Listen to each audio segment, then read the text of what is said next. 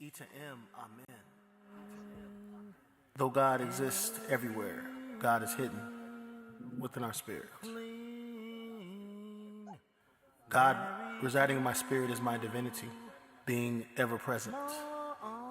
E to M to Huti, God existing in my spirit as omniscience, all-knowing. E to M Seker, God existing in my spirit as power. E to M Ma'at, God existing in my spirit as love and order and truth. E to M Herokohuti, God existing in my spirit for victory over evil, victory over Epep, victory over Set, victory over Isfet, and justice. E to M Heru, God existing in my spirit as the ability to choose and having eyesight and discernment. E to M Het Heru, God existing in my spirit as creativity, as inner peace, as harmony and joy. E to M Sebek, God existing in my spirit as the truth, speaking the truth, and speaking truth of my being as a divine being, as a part of my evolution, and reasoning thus from that point of reference and premise. E to M Alset, speaking of my divine being as being devoted to the process, to developing, to transforming, to transcending, and not forgetting the fact that my family gave me a foundation to be inspired to remember. E to M Geb, from the position and thankful that I have a physical being on the earthly plane to do the work. E to M to all of my teachers, to all of my guides, and all those that have encouraged me and helped make the complexity of the world understandable. E to M to all of the honored ancestors, the Shepsu, the Eaku, the Egungun, and those of great character that embodied all the principles of becoming and transformation in the world as pillars, standing upon foundations, giving directions, as divine glyphs and Meduniter. Anetarak, Anetarak, Anetarak, Ashe, Ashe, Ashe. Wose Community Church is a community of the way. The way is Mat, truth, justice, and righteousness. We believe the teachings of our elders and our ancestors that the Creator God created the universe and placed inside each of us a part of the divine spirit. God living in us and through us has given to us the right and power to establish peace and justice throughout all human life, true harmony with all of creation. We believe in the living faith of our ancestors. Our way is not merely a ritual or belief. Our way is a way of life. Our way is not a random path. Our way begins with coherent understanding. It aims at preserving a knowledge of who we are. It is with this rich conviction that we study the rich heritage of the African people.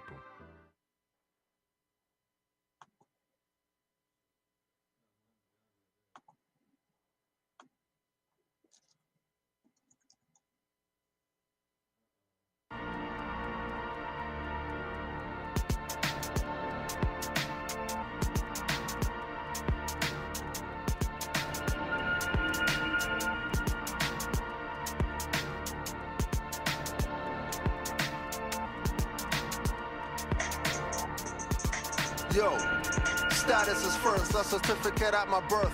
Made my blessing of life a curse. Going in my mom's purse and my dad's wallet. Doing things I shouldn't be doing, but I lack knowledge. No ancestral homage, only need Tanjim and Lamzi. On the other side, only knew Popeye and Granny. I learned a lot, not enough streets taught me to eat by hustling. Never knew the Moabites or musclemen. Only musclemen I knew lifted weights on bars. Most of my heroes from my hood looked through bars. Punchers in backs faced with scars. Told me store weed in jars. Get freedom, they just want to see stars. Saying things change when you live on a range where grown men don't act their age and act in rage as he turns life's page and welcomes change. Can't be black, that hex keeps your minds enslaved. Don't be offended when we say we not black. Moors have a status, they can't make us a stat. Might be a ball cap, not a fez we rockin'. Moorish, more aboriginal, Moroccan. Don't be offended when we say we not black.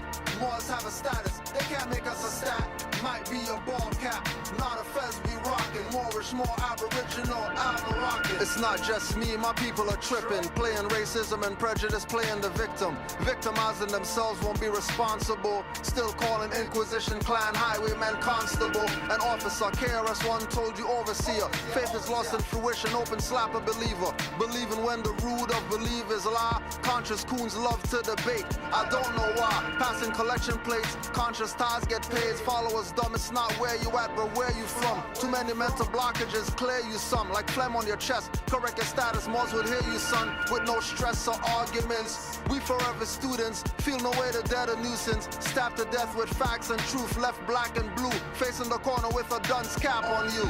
Don't be offended when we say we not black. Moors have a status, they can't make us a stat. Might be a ball cap, not a fez we rockin'. Moorish, more aboriginal, Moroccan. Don't be offended when we say we not black. Moors have a status, they can't make us a stat. Might be a ball cap, not a fez we rockin'. Moorish, more aboriginal, Moroccan. Flashbacks of dead days, drinking 40s of Schlitz. Pork glue paper spliffs, before Bloods and Crips at CMP. Nia telling us raise our consciousness and stop rhyming about nonsense. Gotta say thanks cause that brother was on it. If I could go back, trust that I would be on it. No sweat or regrets though, still made it. Thanks to Allah, our ancestors were patient. Let me do my BS, escaping scars and jail bars. Drunk, putting pedal to the metal and crash no cars. So protected even though I neglected. Higher self all those years, lower self accepted. Finally inspected and lower self ejected like Mayday. Learned many lessons in my heyday. In many sessions, bumping Mobb Deep and Smith & Wesson. Around thug life, all you hear about is weapons. From pistols to blades, Rambo or butterfly style. Pigs always shake you down cause of the gutter lifestyle. It was really preparation nowadays for what we facing and defending against corpse nations. Don't be offended when we say we not black. Moors have a status, they can't make us a stat. Might be a ball cap, not a fez we rockin'. Moorish, more aboriginal, Moroccan. Don't be offended when we say we not black. Moors have a status, they can't make us a stat. Might be a ball cap, not a fez we rockin'. Moorish, more aboriginal, Moroccan.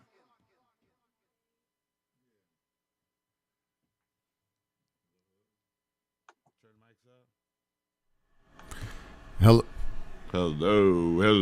ladies and gentlemen. My name is Jamie Jones, and welcome to Searching for More. Babe, can you turn my sound effects up?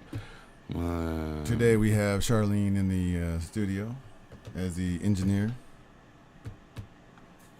and Jamie's trying to get his... All right. What's up, bro? Searching for More with my co-host Nehesu Nagnegasel. Yeah. How you doing today, brother? I'm doing well, man. I'm doing well. And I'm glad to be here, man, just trying to accept the pain of what it is to be a human and to overachieve and overcome struggles and difficulties as what kind of leads into our show. And I'd like to introduce my co-host, Jamie Jones, as well. What's up, dog? You know what I'm saying, in the building. He's over here trying to get the studio going, trying to get the sound effects going. And we had a last show of Dr. Bombay, some healing products, and we had Dr. Alim Bey on a couple of weeks ago, or last week. So today we have Kudjo Edouard L. and Dr. Alim Bey should be on here, and we're going to go ahead and discuss further about the history of the Moorish Science Temple, the beginning of black nationalism. We looked on, from our last show with Dr. Alim Bey, we looked on, Kudjo's not seeing us for some reason. We looked, you turned your camera off, Kudjo. But we looked at the beginning of the black national movement. We're going to quote unquote black And what ended up happening is it all started when they got over here. The indigenous individuals were the first ones continuing to fight off the Europeans coming on into the America, because we're the original Americans. And so we looked at Dr. Alim Bey's website, and we kind of talked about the beginning of Moorish Science Temple of America. We talked about who was Marcus Garvey's teachers, and who were the forerunners in a lot of this stuff. And a lot of we found out were, a lot of Masons were involved in a lot of black leadership.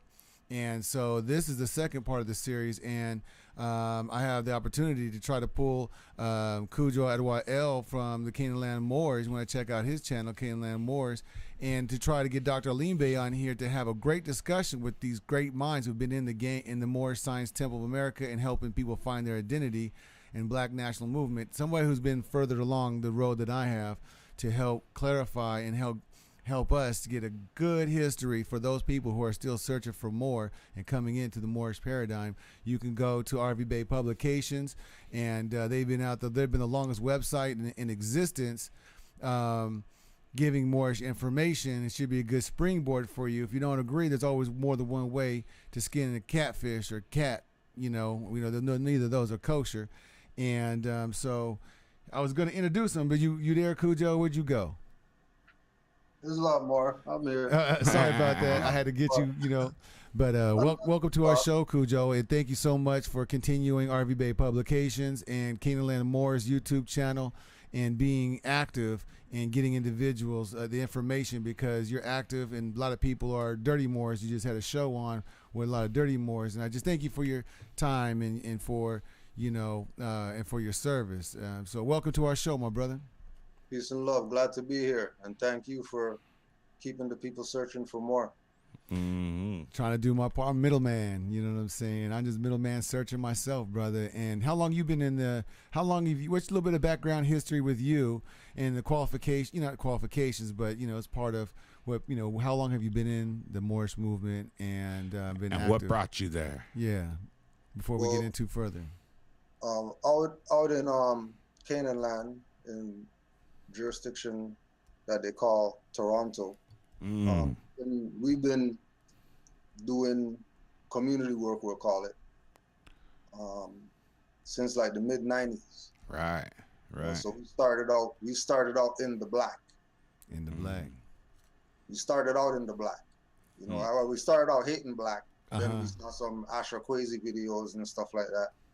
And we started realizing how much the system really didn't educate us, so we had to educate ourselves.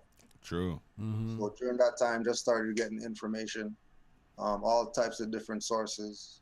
By the time 2001, 2002 came, we were pretty much, we'll say, established out here as one of the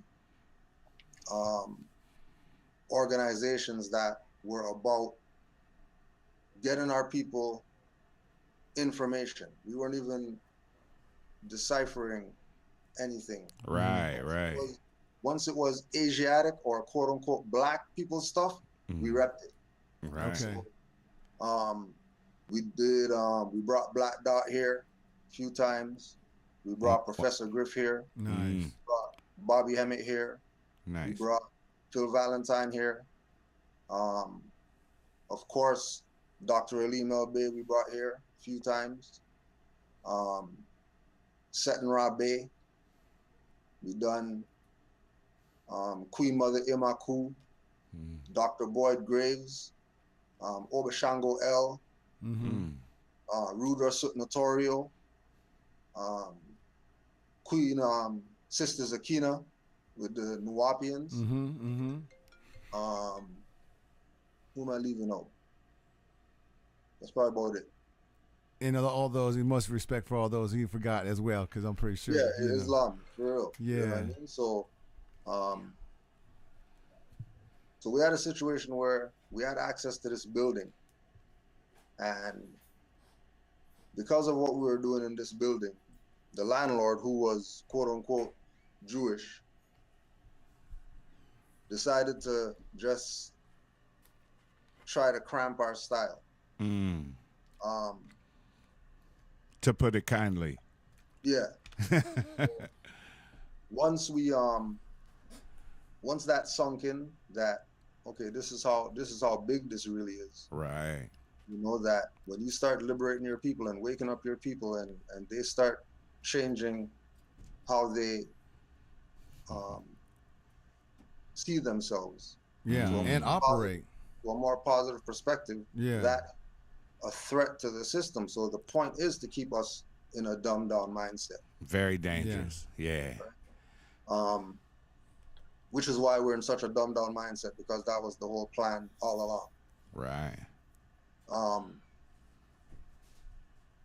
We were now, our first introduction to Moorish information was Dr. Alim El-Bey and Umar Shabazz. Nice. The times that we brought Dr. Alim El-Bey here, it was for metaphysical lectures, because that's where we were at the time. Yeah. What made us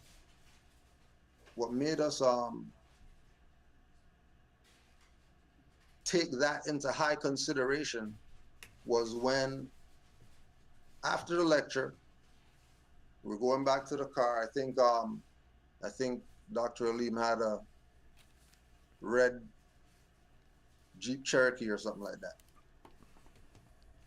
I'm pretty sure it was red. But we go back to the ride. They're gonna get in the ride, you know, because they traveled up here. You know what I mean? They jumped in the whip and they took the roadway here. Right. Yeah. When he gets up here, and they're about to leave, this is after all the metaphysics and all that. We see that he has Moorish tags on the right. So this is after all the metaphysics stuff. He starts breaking down this thing about Moors and we're indigenous and all this stuff. Opened up a whole new paradigm you never really heard before, where this is probably 2004, 2005. And pretty much after that, it was on trying to find out what the hell this stuff is. Mm-hmm. Right. So during the metaphysical learning period and doing the lectures with all these different people, the reason why we were able to get connections to all these different people was because of Sa Neter. Because one of the brothers went to New York, and at the time we were trying to figure out what are we gonna do with all these video cassettes that we have with all this info. Mm-hmm. And the brother went to New York, and then he saw that there was a brother there that had DVDs of everything we had on video cassette. Right. Okay. You know what I mean? Which now would make it easier for us to distribute them. Yeah. Opposed to tapes. So we got the connections to all those people through House of Consciousness. Mm-hmm. And when Alim Bey dropped the information about the Moors and you know what it was about and stuff like that, we started going through all the DVDs again to pull out the ones that were related to Moor, so we can get ourselves, you know, a little perspective as to what this thing is.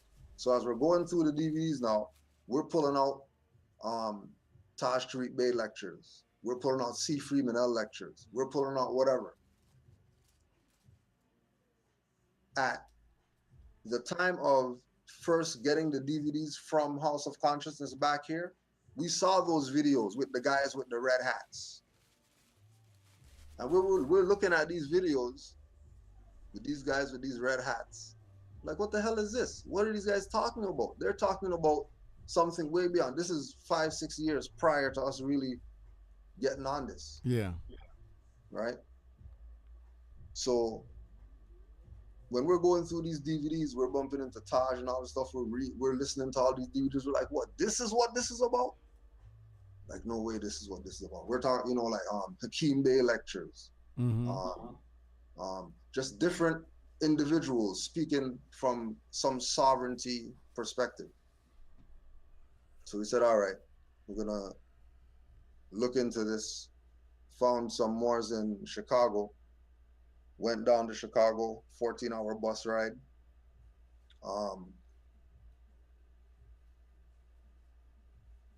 Got at the bus station, waiting for the Moor to come pick us up at the bus station. Now, you know when you hear stories about angels and cherubims and high vibratory beings that, like when you see them, they leave you in awe and stuff like that. Yeah. That's what it was like seeing a Moor for the first time for us. Okay. So our introduction wasn't, novice. Our introduction was with adepts. Okay. Who saw this as their birthright. This wasn't some limited to some temple perspective. Right. That the Moors that we came up on, which, Dr. Alim included. Right? And these Moors pulled out, the brother got out the ride and he was wearing a blue, quote unquote, Islamic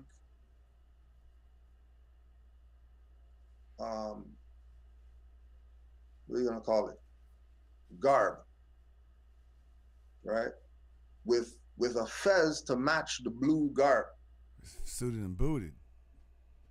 And black shoes that I never seen black shoes like that. Black shoes before. Mm-hmm. Pretty much floated over to us or whatever, grabbed our bags, put them in the ride, and then we go to this store because he had to go do something. You guys want to stay in the car? Go, no, hey man, we never been to Chicago or whatever. We're gonna come with you. So he goes in the store. We go in the store. It's a clothing store. He's like, I gotta go back to the car, get something. Goes back to the ride. We're in the store just looking around at the different type of fabrics and all that type of stuff. Again, the same scene, just like when he came out the ride and greeted us, it was the same scene when he walked in the store. And then everybody's head went, like the whole store, everybody just turned around. The customers continued doing what they're doing. And every individual, there was maybe about 5 people who were working in the store. Everybody in the store told their customer, hold on a second, and everybody went to deal with him. Everybody in the store went to deal with him, whatever he had to do there. So we're, and the whole time we're looking at this like, what the hell is this? How come nobody told us about this stuff? How come we've been studying for all these years? We brought all these different type of teachers here and we studied under so many different people. And this thing's never come up. Right, right. Well, go to the temple. We get out the ride. We're going into the to the trunk, get our bags or whatever. A Moor with a black fez and a yellow tassel, wearing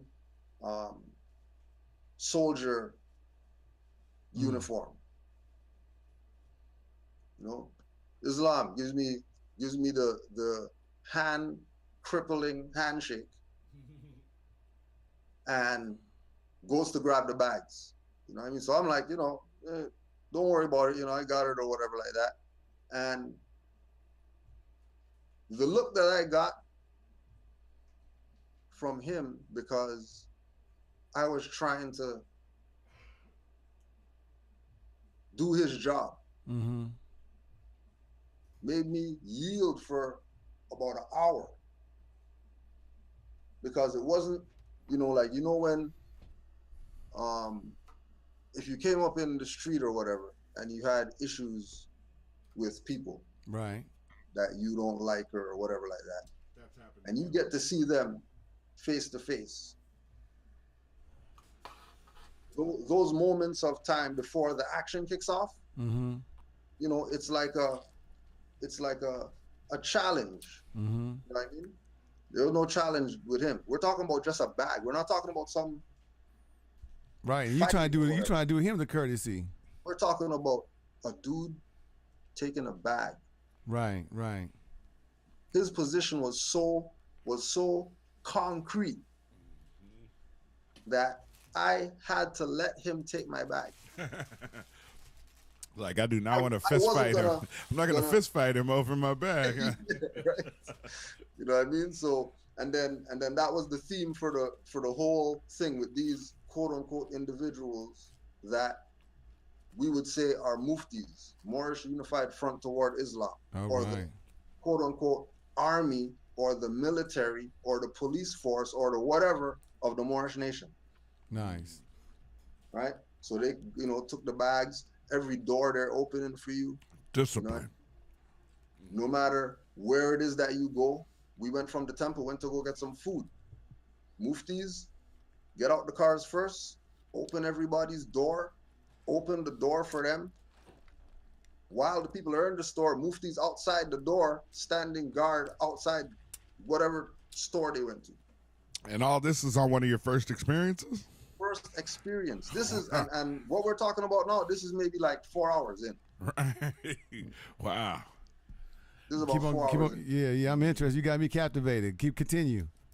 Yeah. Now, one thing that made us realize, now this is after the food, after we go get the food, right?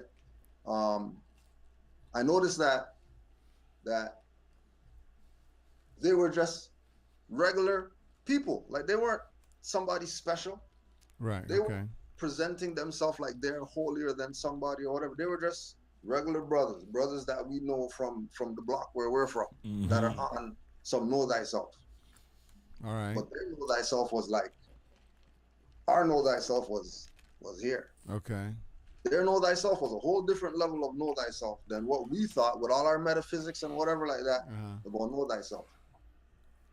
So we leave the food spot and we're making a left turn off some street onto South Cottage Grove. And there's a bus there. While they're waiting to make the left, one of the Moors said, "Oh, there's the elder." Now, this elder has a walker. He has a walker and he's, just making his shuffle in his way or whatever. So the Moors pull over, get in the bus, get in front of the bus or whatever like that. Go in and build in with the elder. Moor comes back to the car. All right, man, let's go. And everybody's like, yo, what? We got space. Why don't you pick up the elder? Moor, the elder said, I don't need no ride. You don't worry. I make my meetings. So we took off, get to the temple. These Moors get ready or whatever like that. Temple's about to open. Temple opens. First person there, the elder with the walker. He beat everybody there. And we're sitting there like he's on it like this. This dude didn't take the ride. Said, I'm gonna walk with my walker to the temple. Forget your ride. Right. We go to the temple. They have the temple meeting. Amazing experience. Having the Moors presenting what the Moor Science Temple is supposed to be, how it's supposed to be administered, open forum so you can ask questions or whatever. Oh yeah, another one with the muftis again. So it was myself. I think it was maybe rows of four or something like that. And I'm sitting second in on the row. So while one of the Moors were giving their demonstration, the individual next to me, I don't know what it is that he did, but he turned around to say something to the individual behind him or whatever. Right. And the Mufti came up and just put his hand on his shoulder. And then he leaned over and he whispered something to him. And then the Mufti went back, and that dude never said anything for the rest of the night. When the meeting's over or whatever, talking to the Moor, yo, what happened with so I noticed that, you know what I mean, you stop asking questions and all that stuff or whatever. So the Mufti said to him that these are your officials, so you should probably listen to what they have to say.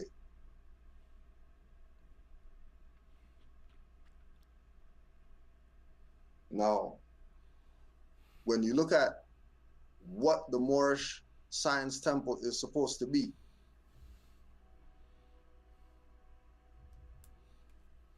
the standard that those Moors implanted in our minds has been supremely violated by people who are claiming that they're Moorish Science Temple of America. Because we've seen what this really could be. Right? Remember, this is first visit. We talk about this with the Moors all the time, that these Moors only traveled in fleets. These Moors were always together. Now, anything going on, Moors are going. Group of Moors. Group of Moors to the point where everywhere they go, they travel in fleets. Fleet meaning 3-car, 4-car, 5-car. All the cars have Moorish tags on them. If the first car goes through the yellow, then everybody else is going through the red.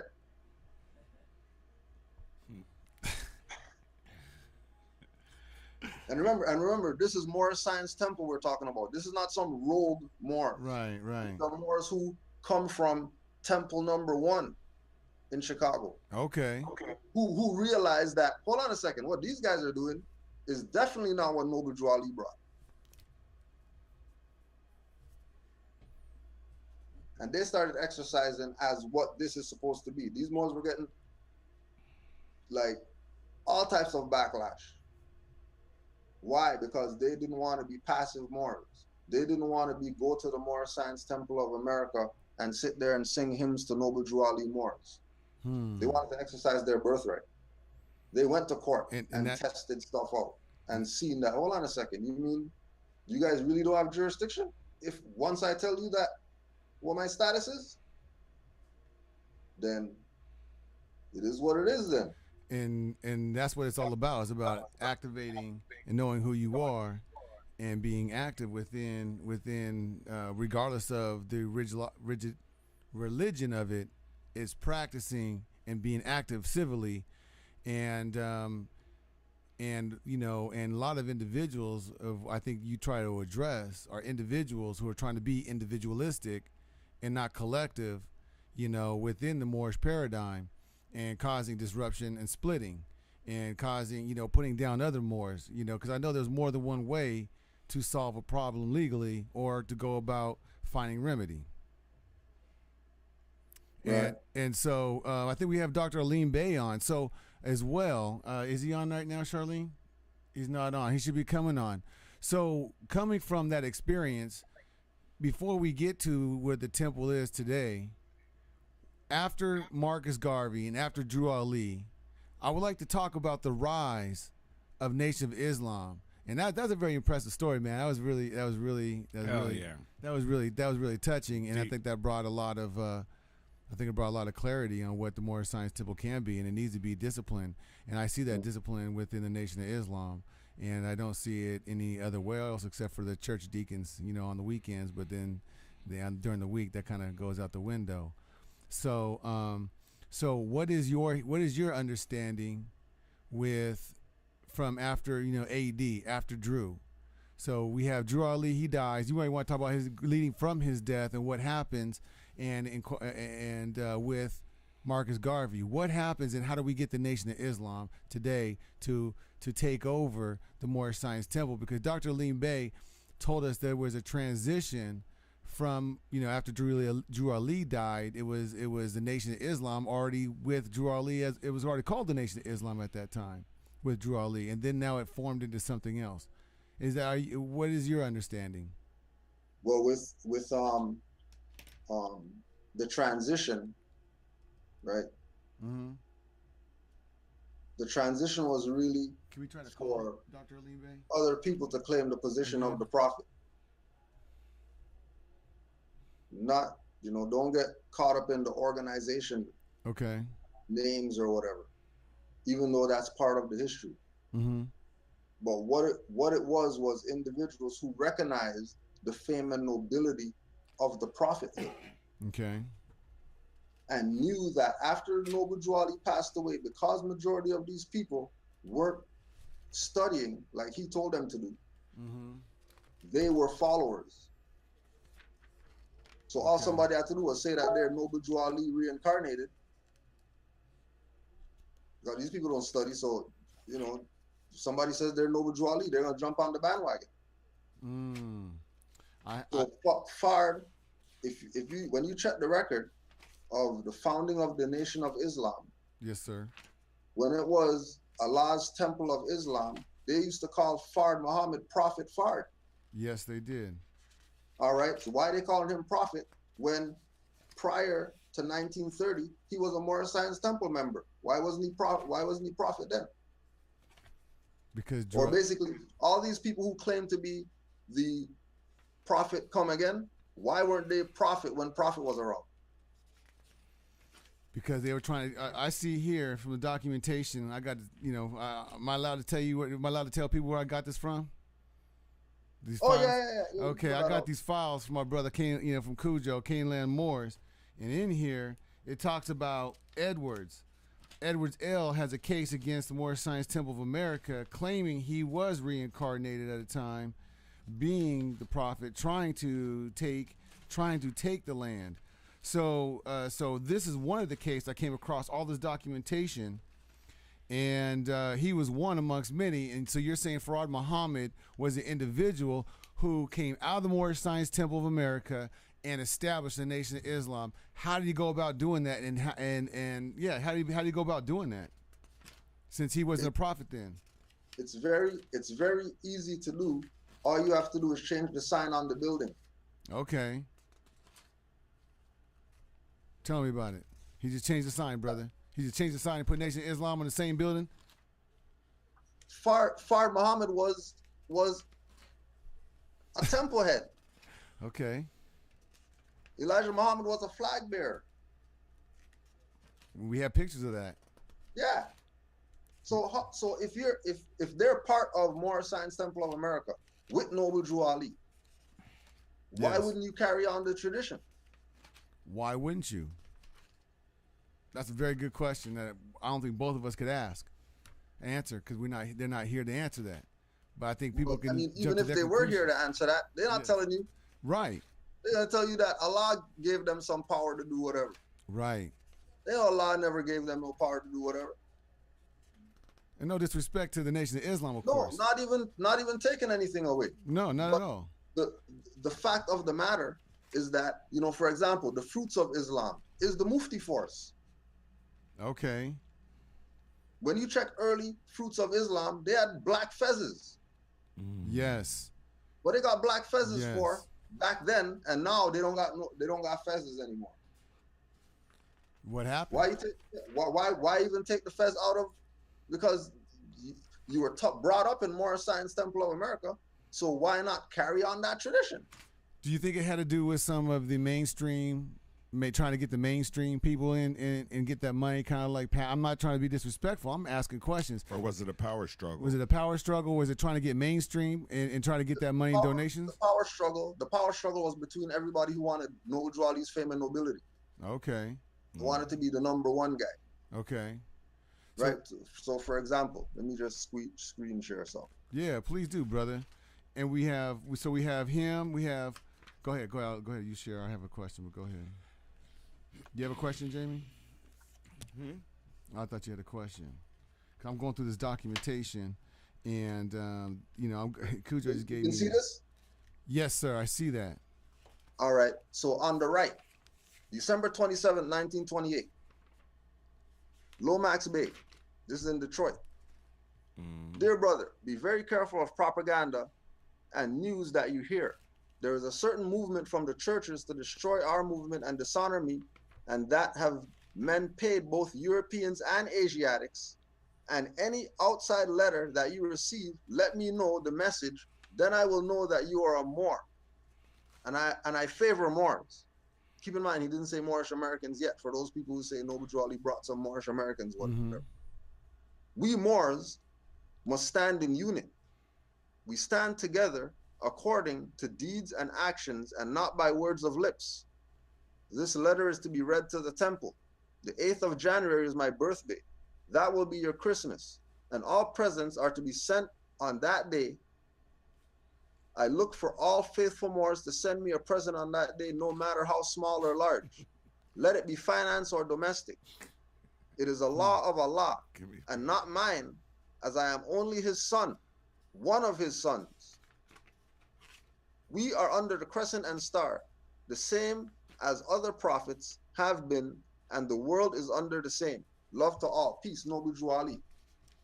But then, you have Lomax Bey, who was in direct contact with Noble Drew Ali. Go ahead, brother. Break it down. Talking about founder of Adenu Alai University Arabic Association, and even denationalized himself and claim some foreign Muslim name.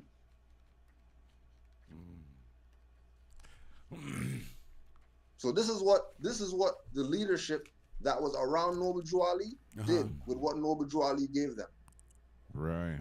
So when he wrote, "Now that I will know you are a Moor," I guess he found out he was not a Moor then, huh? We found out now. Because unless you know, you would look at Muhammad El-Azdin as just some black Muslim guy. You ain't know that he's Moor Science Temple and all that. Right. And he got letters personally from Noble Drew Ali. Right? And then check the play. That he's got his fez on, and everybody else in there is playing some Muslim BS, or they don't even have anything on. I see that. When you're supposed to be your ancient foremothers and forefathers, look in the back. What kind of flag is this? What flag is that? I can't see. The hell is that? What is that? Can you blow that up, brother? I can. I can't see what it is. What flag is it? Who knows? Oh, all right.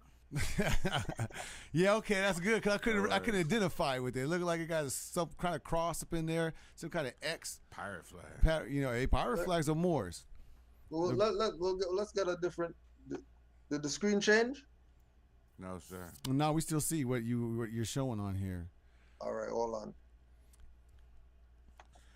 And then eventually, I'd like to know, we have Brother R. Love L, one of the Grand Sheiks, and then Kirkman Bey. I would like to get eventually to talk about them, as well as CM Bey. So those three individuals I would like to get to eventually down the line whenever you get the chance to, according to the timeline of the story. Let me just show you this other one. Yes, sir.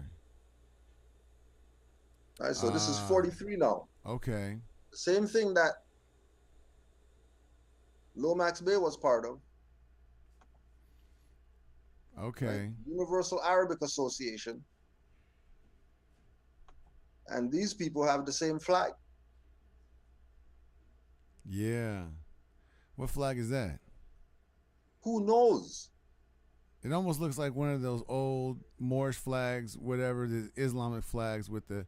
I know that's not the flag of this vast estate. No, it's not. No, it's not. I know these people look like they're Moors based on this picture. Yeah. But that flag is not the flag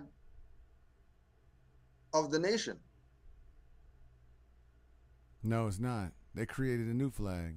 Oh, okay, so that means that they're taking people out of nationhood then, and having them join associations and dress up like they're who they say they are, opposed to being that.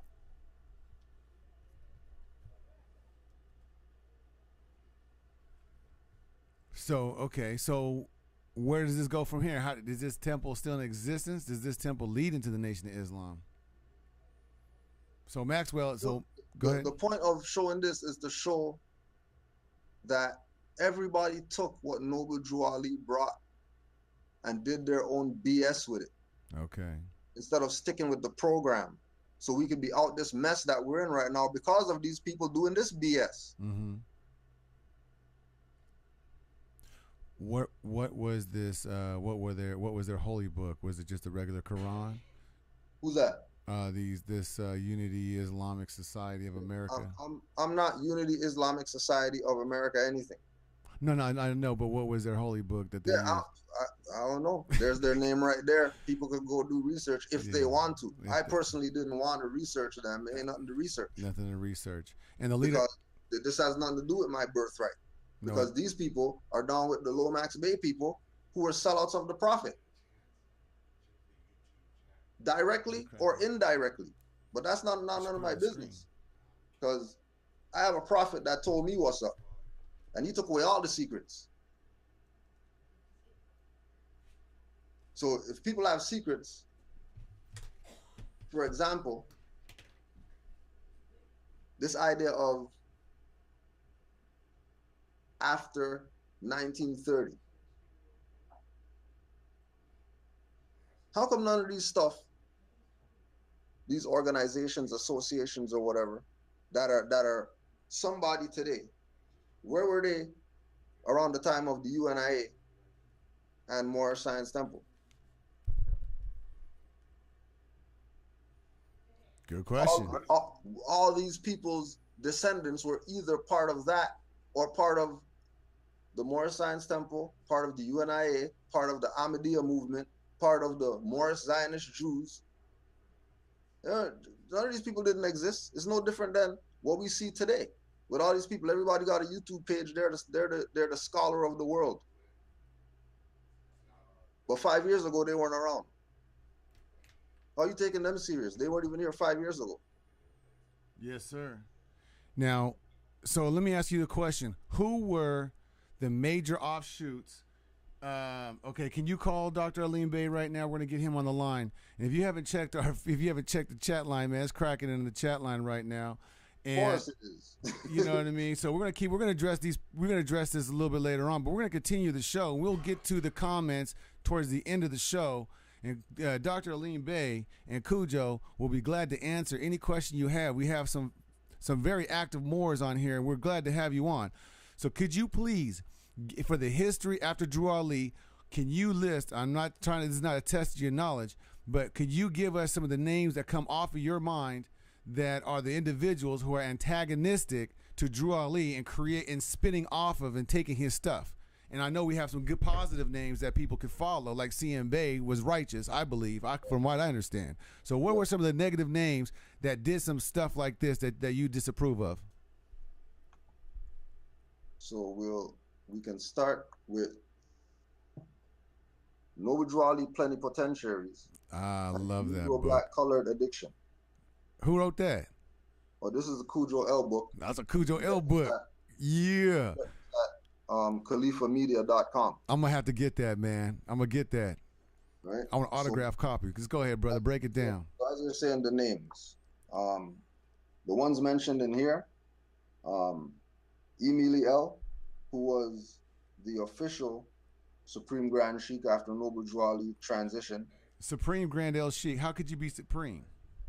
Because Noble Drew Ali gave him his authority. Okay. Break it down, brother.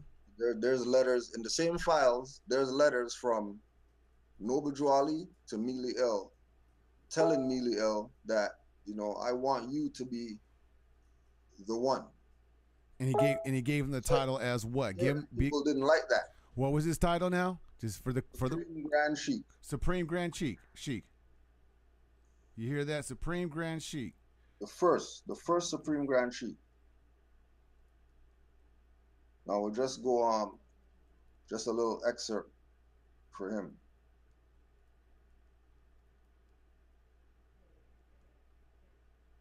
Edward Mealy L., the first Supreme Grand Sheikh of the MSTA, appointed to said office by the Holy Prophet himself, and was never removed by the Holy Prophet. The only one whom the Holy Prophet trusted to carry out the post. Many Moors that were infiltrators of the Moorish movement were upset that Emili was made successor by the Prophet. Many Moors thought Emili was unqualified. To the Prophet, Emili demonstrated true faith in the Prophet, and this is why this humble, quiet man was commanded by the Prophet to be the only true successor and head of the Moorish movement next to the beneficiaries, the Moors. Boom, the beneficiary. And he had to file a lawsuit as well in order to try to reclaim that property, correct? Which he won. Okay. And it wasn't that he filed a lawsuit. The Moors who were claiming that he wasn't the true authority took him to court. That's what it was. Okay. And he went to court and he won. He beat their case that they tried to trump up on him that he's not really who it is. Because why? He has the stuff with Noble Drew Ali's signature on it. How is he not the real guy? That Noble Drew Ali said is the real authority. Okay. So after that, then where did the temple go after him? I mean, I did. This is an offshoot of my original question, though. It is an offshoot. It is an offshoot, but that's fine. We'll stay with where you're at right now. I apologize for my rabbit trails, man. You get my mind traveling. It's all good. It's all good. So, right up until Emili, this is where you have all the sub people coming in. Okay. Because their whole point was try to discredit Emili so they can siphon the membership. I'm listening. Because at that time, membership is what made you. I'm with you, brother. So, Lomax Bey, Givens L, David Ford L, who's Fard Muhammad, Kirkman Bey. Kirkman Bey. I asked about him. As far as the Moorish perspective, and of course, you know, there's other people in it. Too many people to name, but if you go read the FBI papers of the Moorish Science Temple of America, they tell you who these people are. I got it right before me, right here in my lap. Brother R.L. Love L, Grand Sheik, and Moorish Science Temple of America, Incorporated. Right. Well, as soon as you see that Incorporated, you already know. There we go. Incorporated. And then we have because there's a difference between Moorish Science Temple of America and Moorish Science Temple of America Incorporated. Yes. Those are two different institutions. Yes. Completely different? Did they start as one and become two, or were they completely two separate started organizations? Well, remember that after Noble Drew Ali passed, the whole reason why the sellout worked is because the membership were followers. They didn't know like how we know. You see how we're discussing, you know what I mean? These issues? Because we're inquisitive and we are trying to figure something out. They were followers. They weren't inquisitive.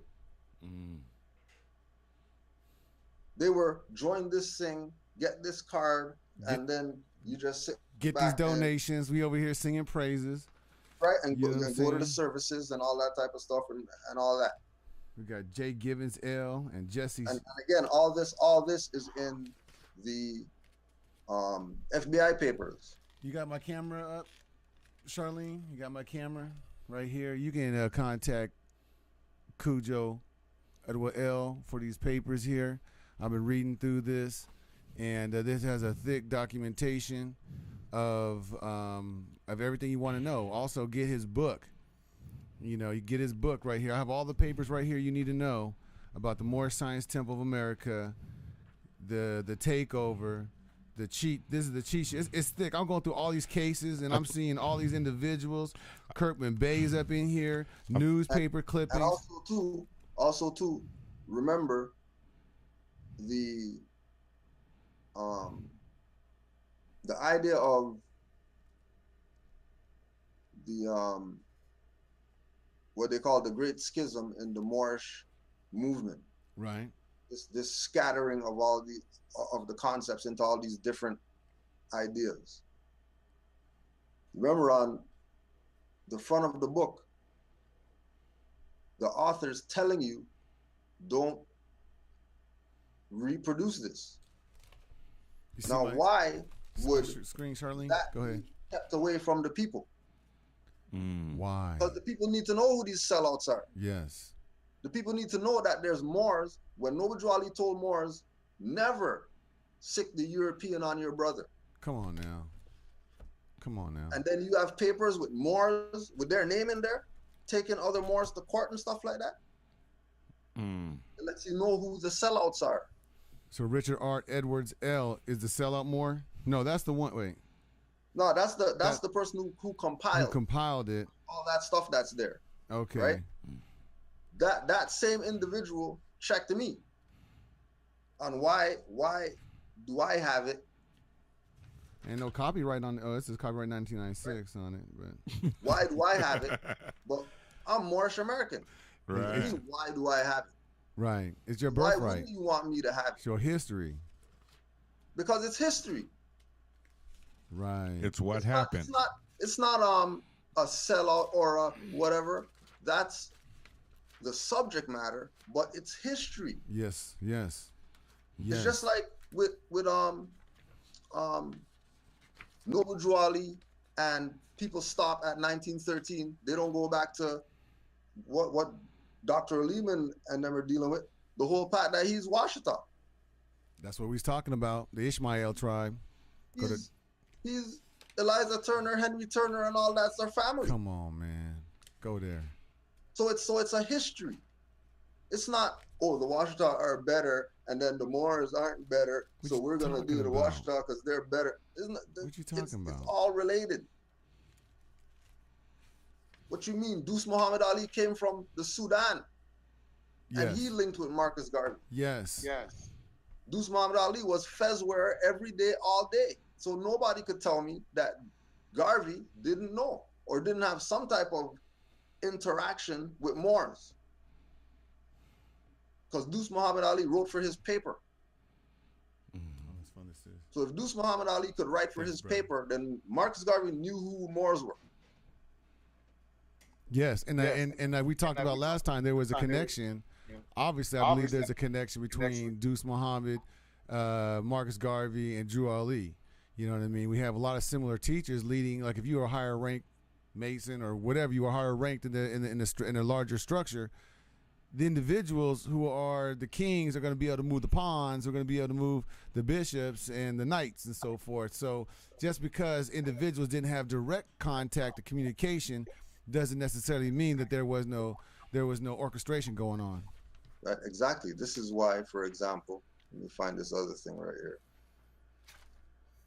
Is Dr. Alim Bey on, Charlene? Keeps not answering.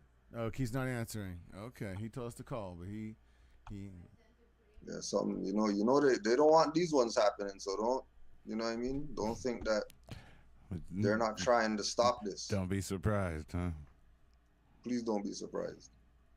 So, tell me if this thing open. You seeing this thing that's open? Have him call us. Yeah, well, you know, Also, Dr. Alim talked about this, I think, in the last session, about Noble Drew Ali or somebody quoting Garvey as to not knowing who Noble Drew Ali is. Oh, right. Right? And that was in the Black Crescent. That was in the Black Crescent. Go ahead, talk about that. The quote is, I know nothing of the man referred to. It is silly for people to allow every unknown person to agitate and influence them on such serious matters. I have spoken and written enough for the people of Detroit to understand the purpose of the organization and not allow strangers to decoy and exploit them by calling on or using my name. Right? And keep in mind the date's right there, September 1927, right? Yes, sir. And that's on, you can also go, Moors, please go to dralimbay.com or .org, I think it's .com, to check out more of this information. It's already right in front of your face. And then go to RV Bay Publications and get a backbone of some law there. It got a lot of resources. there's no excuse for people to sit here and to knock Canaanland Moor's Kudjo because Kudjo is aggressive. I gotta admit though, Kudjo, ever since I first met you, man, you calm down, man. You ain't. Oh yeah, well, you know that's you part calm of the down, growth, man. You know what I mean? You've been, you know, you've always been good to me, though. I'll tell you that. You've been real good to me, and I thank you. You know, and go to Dr. Alim Bey. That's what we just talked about last time. Searching for More show 2 weeks ago. Last week we discussed this, and that's why we put this here. So continue where you're at, brother. I just want to get people update as they chime in. No worries, Mark. So we're showing you that was September 1927. Now, put yourself in Marcus Garvey's shoes. Somebody came to him, asked him about if he knows who this Noble Drew Ali is. He's like, I don't know who that is. You know, but people using my name and all that stuff. And then November 19th, which is obviously after September, the Chicago Defender has an article about Noble Drew Ali returning after a long visit in the South. Noble Drew Ali, prophet, founder, and head of the Moorish National Divine Movement, has returned to the city after an extended visit in the South.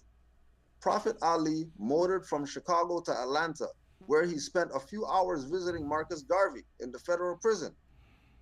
Mr. Garvey was very much pleased with the splendid, uplifting work being done by the Moorish Divine Movement. The organization has launched a drive for more members. Persons desirous of learning of the great work that is being done are asked to write Prophet Ali, and then the quote-unquote address there.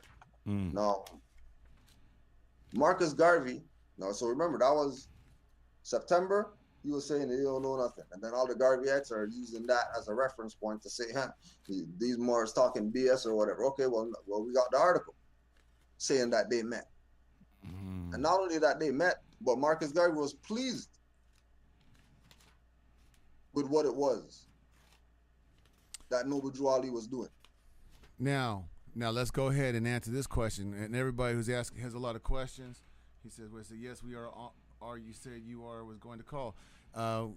We could try to call Dr. Limbe again. I'm texting right now. But let's go ahead and answer this question. Come on, ask him to call us. Okay. We might lose you if you call us, but we should be able to just add them in. You should be able to add them. You should be able to add them. Now, let me ask you this. Marcus Garvey said that he was the forerunner like John the Baptist was to Jesus. Is that necessarily saying that Marcus Garvey knew that Drew Ali was supposed to be the forerunner, was supposed to be the Messiah? Because people also call Marcus Garvey the Messiah as well. Could you clarify some of this going on? Because my whole intent is I want to bring Marcus Garvey and Drew Ali-ites together because they never want us to separate. They were for the same cause, brothers and sisters. Of course.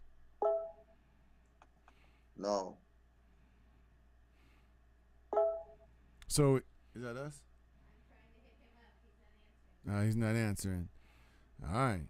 So did Marcus Garvey think he was to set the way for Jesus, Drew Ali? If the enemy could only know that Marcus Garvey is but a John the Baptist in the wilderness. This is 1923. Okay. So the illusion that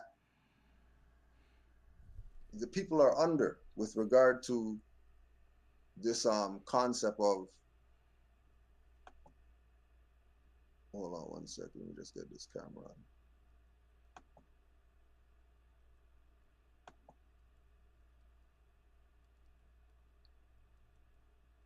Yeah, so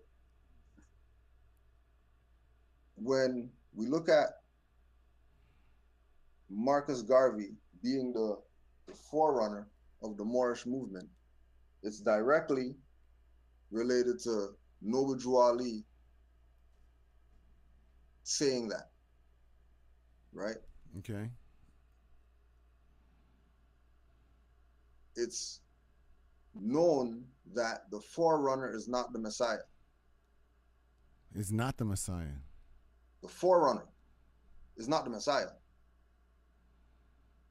The forerunner is supposed to prepare the way for the people to receive the Messiah. Yes, sir. Okay, so Marcus Garvey can't be a Messiah. Can't. As it goes in, because it was that perspective of him being a Messiah is brought about by people who support him.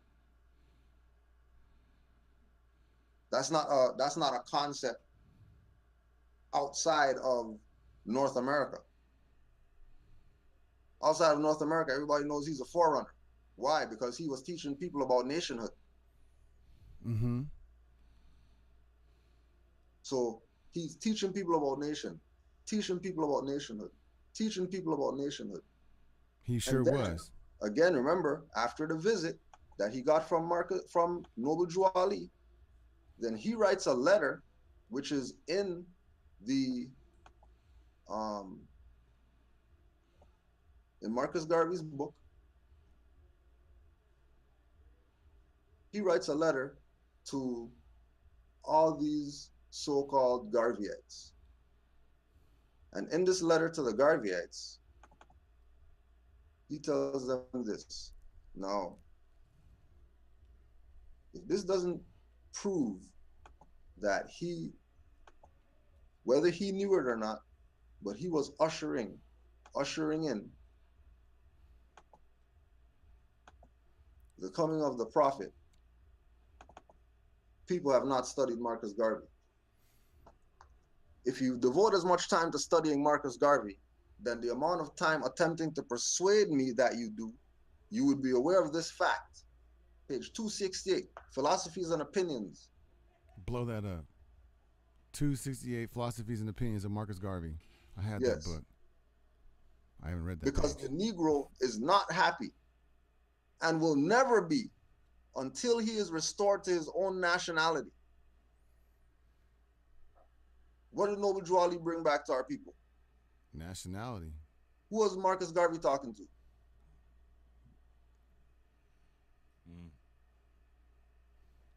When Garvey said this, who is he talking to?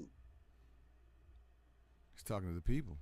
Okay, so if he's talking to the people and telling them about nationality, and they know that all he did was teach nationhood, and then an individual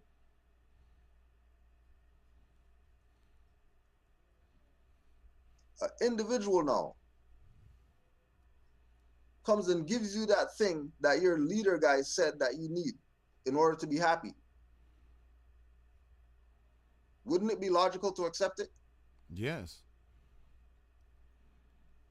In the passage in which we're referring to, which is you're making 100% sense, brother. In the passage that we're referring to, for those Bible thumpers out here, and we're getting so what Kudjo is. I want to emphasize his main point right here. What Kudjo is pulling together, what Nehesu and Dr. Alim Bey, and the purpose for this congregation, this meeting, this church we're having up here, if I may, or this temple meeting or this nation building, is to pull together the Nation of Islam, the RBGs, and the Moorish Science Temple, and all those freelance Moors under one roof of your nationality, your birthright given to you by your ancestors, set the way by Marcus Garvey, who and continued by Drew Ali, and he died. And we're referencing Matthew 3, in which he says, a voice on calling in the wilderness, prepare the way for the Lord, make straight the path for him. And that's going off of 3:3 in the quote unquote canon. And so I'm just going to interrupt real quick to emphasize that we're trying to call Dr. Alim Bey. Dr. Alim Bey, I just got a message. I see right now that Dr. Alim Bey is experiencing a hurricane right now, and he stated that it's hard. He can't answer the phone, so he is trying. But so we will keep trying. Yeah, if my mic is on. Yeah, we can hear you, brother. We will keep trying to get to him and see if he can. But maybe please, safety is more important. Yeah. Safety is more important. Yes. So if that brother is able to watch us, please be safe out there in the eye of that hurricane. And maybe we could just call him on his regular phone. I'll text him right now. But you could plug this in and call him. Yeah, right we're now. calling him. We're gonna try to call the brother in right now on my phone, my cell phone. My phone's actually dying. Here's his number right here. If you can plug it in your phone, go ahead and finish your point. We're working on something here, but we're trying to bring people together. Listen to Kudjo. See how Kudjo has calmed down and stopped slapping people in the face with information, and see how searching for more is searching for more information. I know a lot, brothers and sisters, and I don't know everything. And I'm coming into somebody who knows more than me, and I'm humbled to try to get these brothers in. And we're trying to get Dr. Alim Bey on here, who got Kudjo on. And Kudjo's, I went to RV Bay Publications, was my first study site. So we're seeing the domino effect, and hopefully searching for more could also add to your understanding and bringing all of us together. And you see that Kudjo's trying to build here. He's not trying, and we're not trying to knock down the Nation of Islam, Marcus Garveyites, or the Moorish Science Temple, what they're doing. We're trying to say, think for yourself, get together, as he demonstrated earlier on, and how we could function. We got to function with discipline, diet, and so forth. I'm not gonna get on my pedestal with that, but we're trying to get him in here. But continue what you were saying about Marcus Garvey and how he's not the Messiah, and there's no disrespect to Marcus Garvey at all. And we know that we talked about last time, Carlos Cooks created the red, black, and green flag. And so could you please continue on that point so that we could try to pull our Garveyites in and create this kumbaya, brother? Now, all the, since you just brought them up, all the people who claim to be Garveyites, they know Carlos Cooks. You know he's a Garveyite. It's not anything up for debate. And Carlos Cooks, they had, like you said, they were wearing, even the Nation of Islam as well as the Garveyites were wearing fezzes. So if the Garveyites and the Nation of Islam at one time were wearing fezzes like Moors do, right? Yes, sir. That's your number, right? That's your number. Then why is there anything? Go ahead, brother. Keep going. Sorry. Keep on going. I'm trying to get him on base. Keep on going, brother. We're obviously unified. At least the ones who know that they're Moors. Keep going, brother. We're getting Dr. Alim Bey on. At least the ones that know that they're Moors, there's unity there. The people who are claiming that they're not Moors or have every type of excuse of why they're not Moors, this unity comes from. Because again, all these people foundation. Hold on. If we talk about Kwame Ture, Black Power guy, his wife got married with him, and she had a fez on. Go look up the pictures online. DrAlimBay.com has it. When we look at, again, Marcus Garvey, he's a student of Deuce Muhammad Ali. Right. We look at all these metaphysical people, Bobby Hemmett. He's a student of C. Freeman L. Okay. Okay. So what do you mean no unity? What do you mean? You know what I mean? Like, people have it twisted. And then we have to ask the question, why do they have it twisted? Because this is real simple. If Khalid Muhammad's gonna come out and say I'm a Moor, I know I'm a Moor, and he knows that he's a Moor. I wouldn't say I'm a Moor if I didn't know I was a Moor. Nobody in New Black Panther Party could tell me some BS about they're not Moors, but they honor Khalid. Man. Like, Khalid said that he's black too. Yeah, it's cool. He said that he's a Moor. He has a right to say that. If he's gonna reach you dumb black people, of course he's gonna have to say he's black to reach your dumb asses. Of course he's gonna have to say that he's black. Why? He couldn't say anything else, because then you guys will do him like El Hajj and kill him on the stage. Keep on talking. Keep on going, Kudjo. Get your hand out of my pocket. Get your hand out of my pocket. You're stopping our finance. Which is my issue with Nation of Islam. Because we know their foundation. There was a video going around with Farrakhan talking about Noble Drew Ali and Marcus Garvey being acknowledged by Elijah Muhammad as the two men that the people should study from and take into high consideration. He didn't say Fard Muhammad. Right. How come he didn't say Fard Muhammad? How come he said Garvey and Noble Jew Ali? Because Farrakhan has been studying Moorish science. That's what Scientology was about. Scientology was about adopting Moorish science in secret amongst the quote-unquote adepts. No shit. I didn't know that. When you read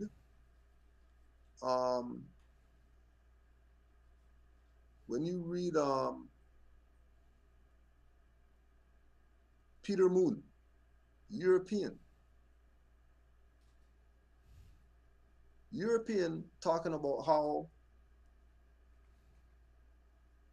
Ron L. Hubbard, there you go, get into it, was the Noble Jew Ali for Europeans from a spiritual perspective. That Scientology was really about Europeans lining themselves with some spirituality. In the background, not the stuff that they're showing people and they see Tom Cruise jump on a couch and all this BS and they think that's Scientology.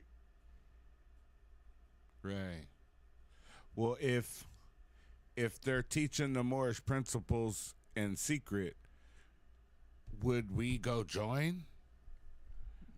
And because no matter what the name is, if they're teaching the right message, then it would be correct, right?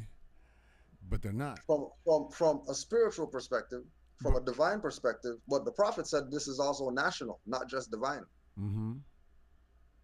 So yeah, you're gonna go to Scientology and you're gonna learn anything about Moorish science, but you're still gonna be a dumb Negro because you're not gonna have a nationality. You're just gonna be a Negro that knows Moorish science, which at that point you're useless. Because in order to activate Moorish science,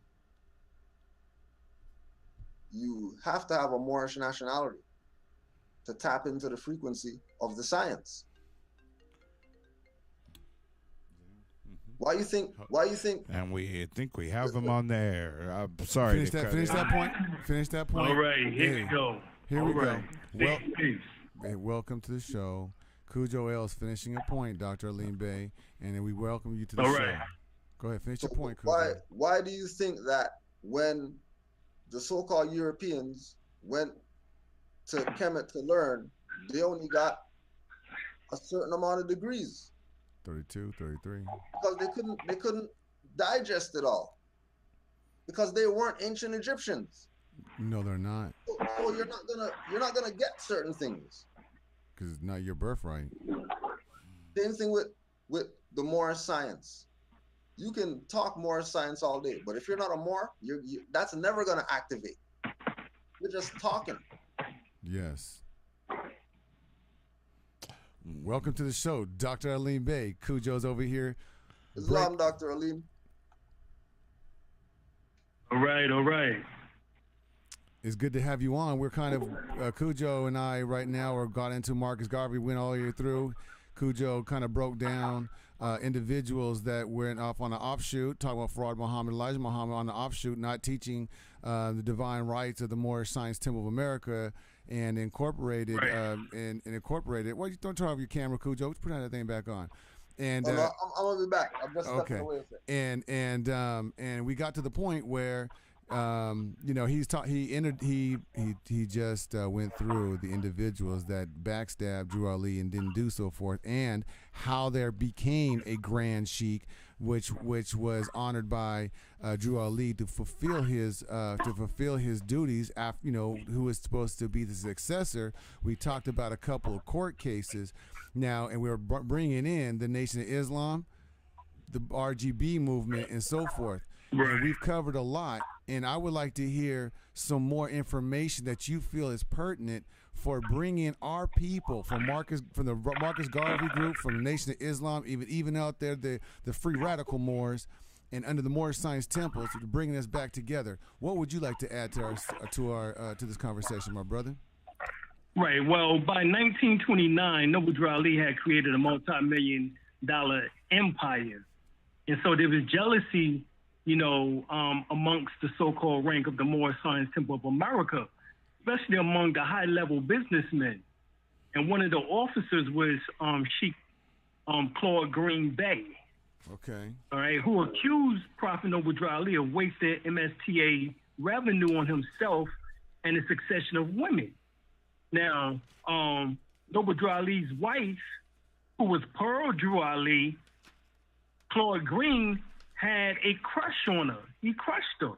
You know what I'm saying? And it was alleged that he and her had an affair. All right, so this is where a lot of this begins to start kicking in at.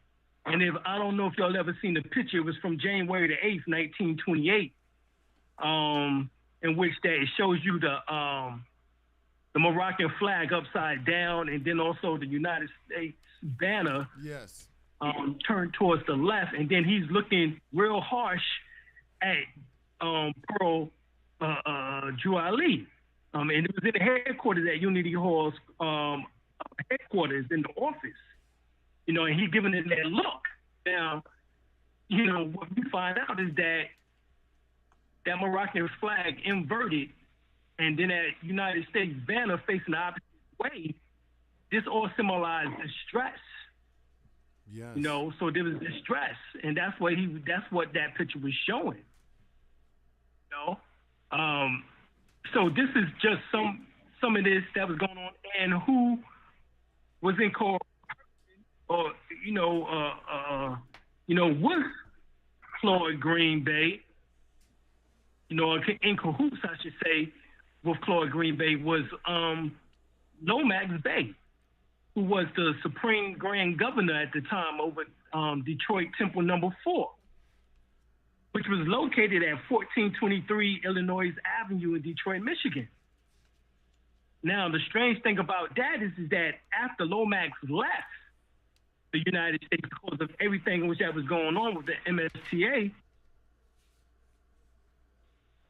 David Ford L., who was known as Masfar Muhammad later on, and Elijah Muhammad, they turned that particular Temple No. 4 into the first Allah's Temple of Islam, which becomes later on the Nation of Islam. Now, Prophet Noble Drew Ali wrote a letter specifically to Brother Lomax Bey, all right? And he said, be very careful of propaganda and news that you hear. There is a certain movement from the churches to destroy our movement and dishonor me, and that there's men paid by Europeans and Asiatics, and an order that you receive, let me know the message. Then I will know that you are a Moor, and I favor Moors. We Moors must stand in unity.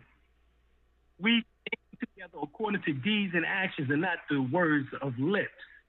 This letter is to be read to the temple. The 8th of January is my birthday, all right? Now, notice I made mention of the fact that it was January the 8th, 1928. Where I spoke about that picture in which that Prophet Noble Drew Ali showed that was in distress. That happened to have been his born day, his soul return. So I don't think that's coincidence. That's for those who, understand the signs of distress. Most people, when they look at that picture, they don't pick that up. No, I saw that. I always wondered about that. Keep on going, Moore. Right. So we know that later Supreme Grand Governor James Lomax becomes Professor Izzeldin Muhammad, and he wrote that letter to Noble Drew Ali wrote that letter to him December the 27th, 1928. Yet 2 months later, they attended a meeting on February the 15th, 1929, where Supreme Grand Governor James Lomax Bey stated that he was now in power, and the finances was now in his front. That was now with him in front of 50 members. and he brought charges against the prophet, claiming that the prophet embezzled $8,000. When in reality, it was Supreme Grand Governor Lomax Bey who embezzled the $8,000 from the prophet and the Moor Science Temple of America with the help of Supreme Business Manager Claude Green Bay. Was attempting to set up Prophet Noble Drew Ali with rape charges and stage a coup to take over the movement. All right? So Supreme Business Manager Claude Green Bay and Supreme Grand Governor James Lomax Bey accused the prophet of spending funds, allegedly on extracurricular activity. But by this time, the prophet movement boasts more than 100,000 followers. And his annual salary was listed at $36,000, which was a fortune at that time, of course. But allegedly, the prophet received additional stipends for his living expenses, including the mortgage payment for his Chicago home and salary for his chauffeur, maid, butler, and other, attendants. Now, allegedly, he kept several wives. Now, this is what is being said. And a host of concubines and fathered at least 20 children. Now, when he taught that, this is what they were saying. Now, this is what we come to find out more so is that Prophet Noble Drew Ali was also the founder of the Moorish Manufacturing Corporation, which produced remedies, herbal remedies, such as the mineral and oil, the antiseptic bath compound, and the Moorish.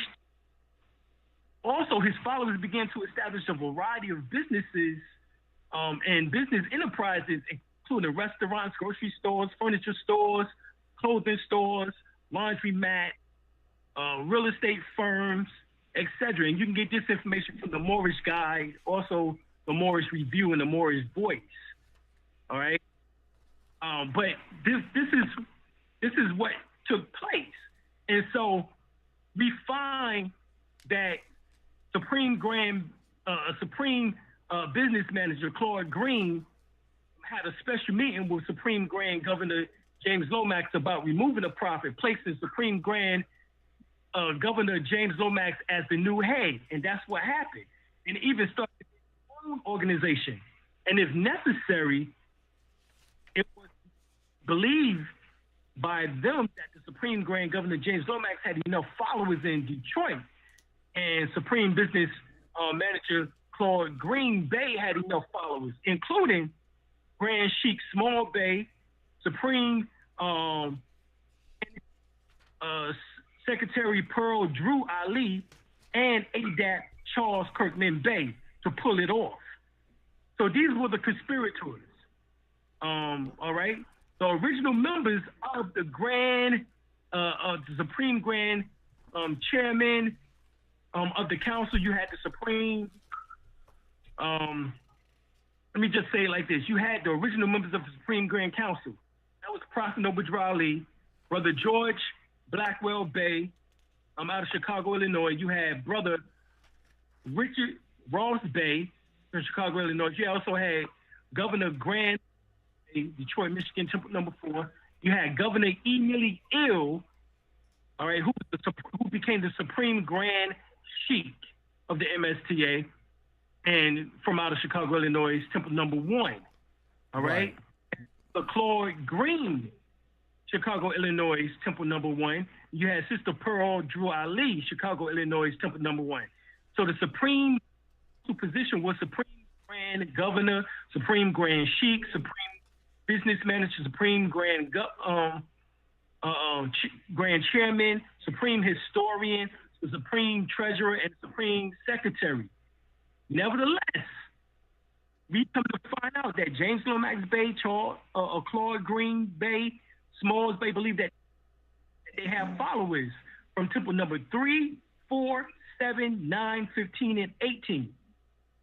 So when the prophet heard about this coup and held a special meeting with the Supreme Grand Council, who issued a proclamation signed by Prophet Noble Drew Ali, you had T. Crumley Bay, C.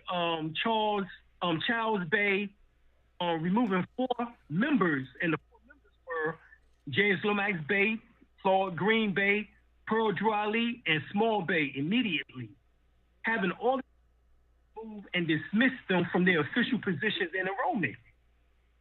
All right? So the Prophet changed the Supreme Grand Council around, the board of directors.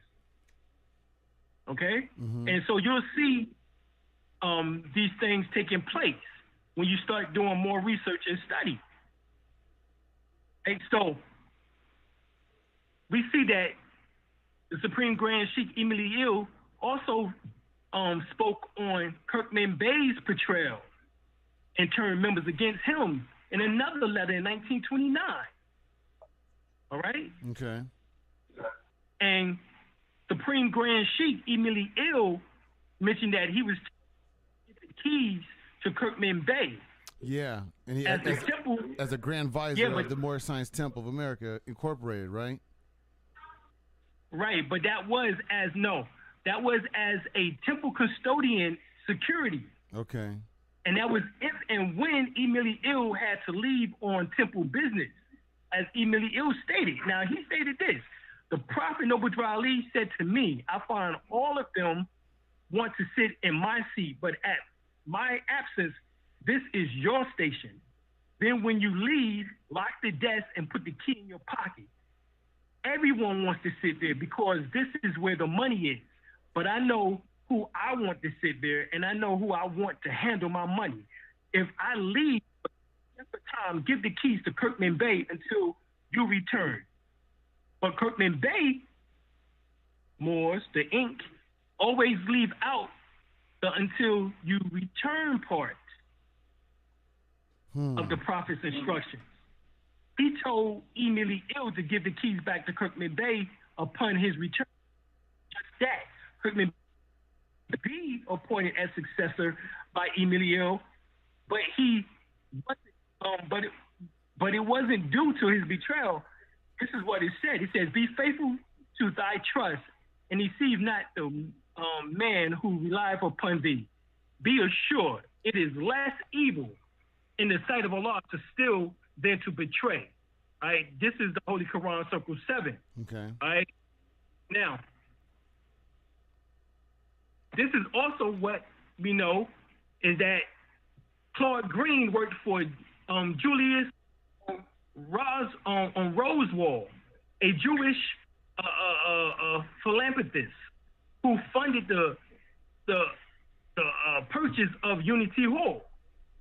So this is why Claude Green attempted to kick the Prophet out of Unity Hall and throw his things on the side of the street.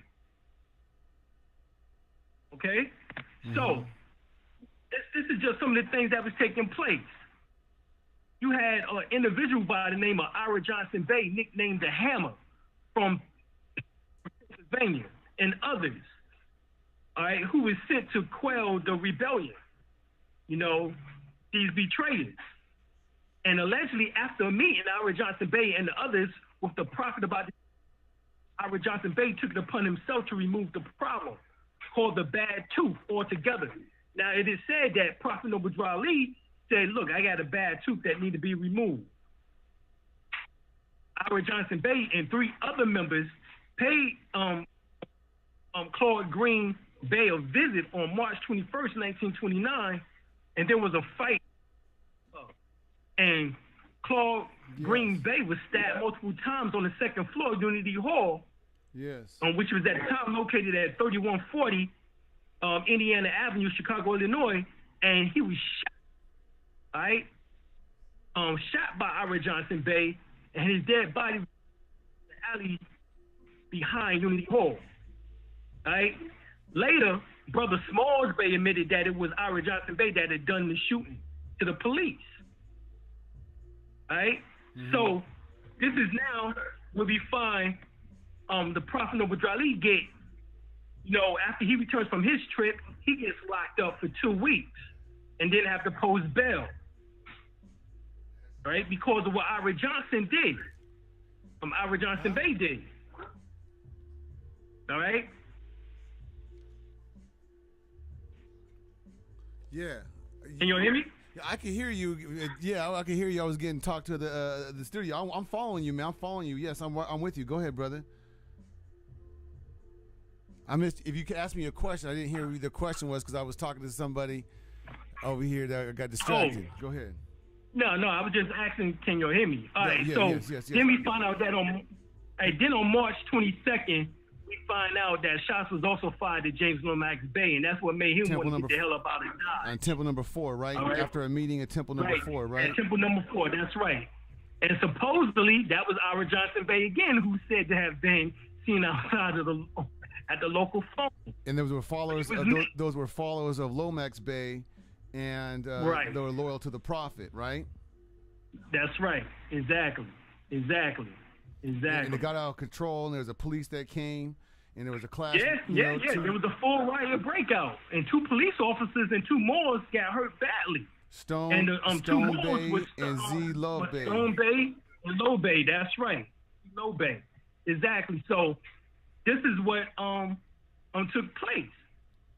So we know that Prophet Noble Drew Ali was out of town at the time, and he was allegedly dealing with Supreme Grand Sheikh James Lomax Bay. However, it was also stated that he was at a celebration. Right? The second annual National Convention, right? Well, it was getting to that.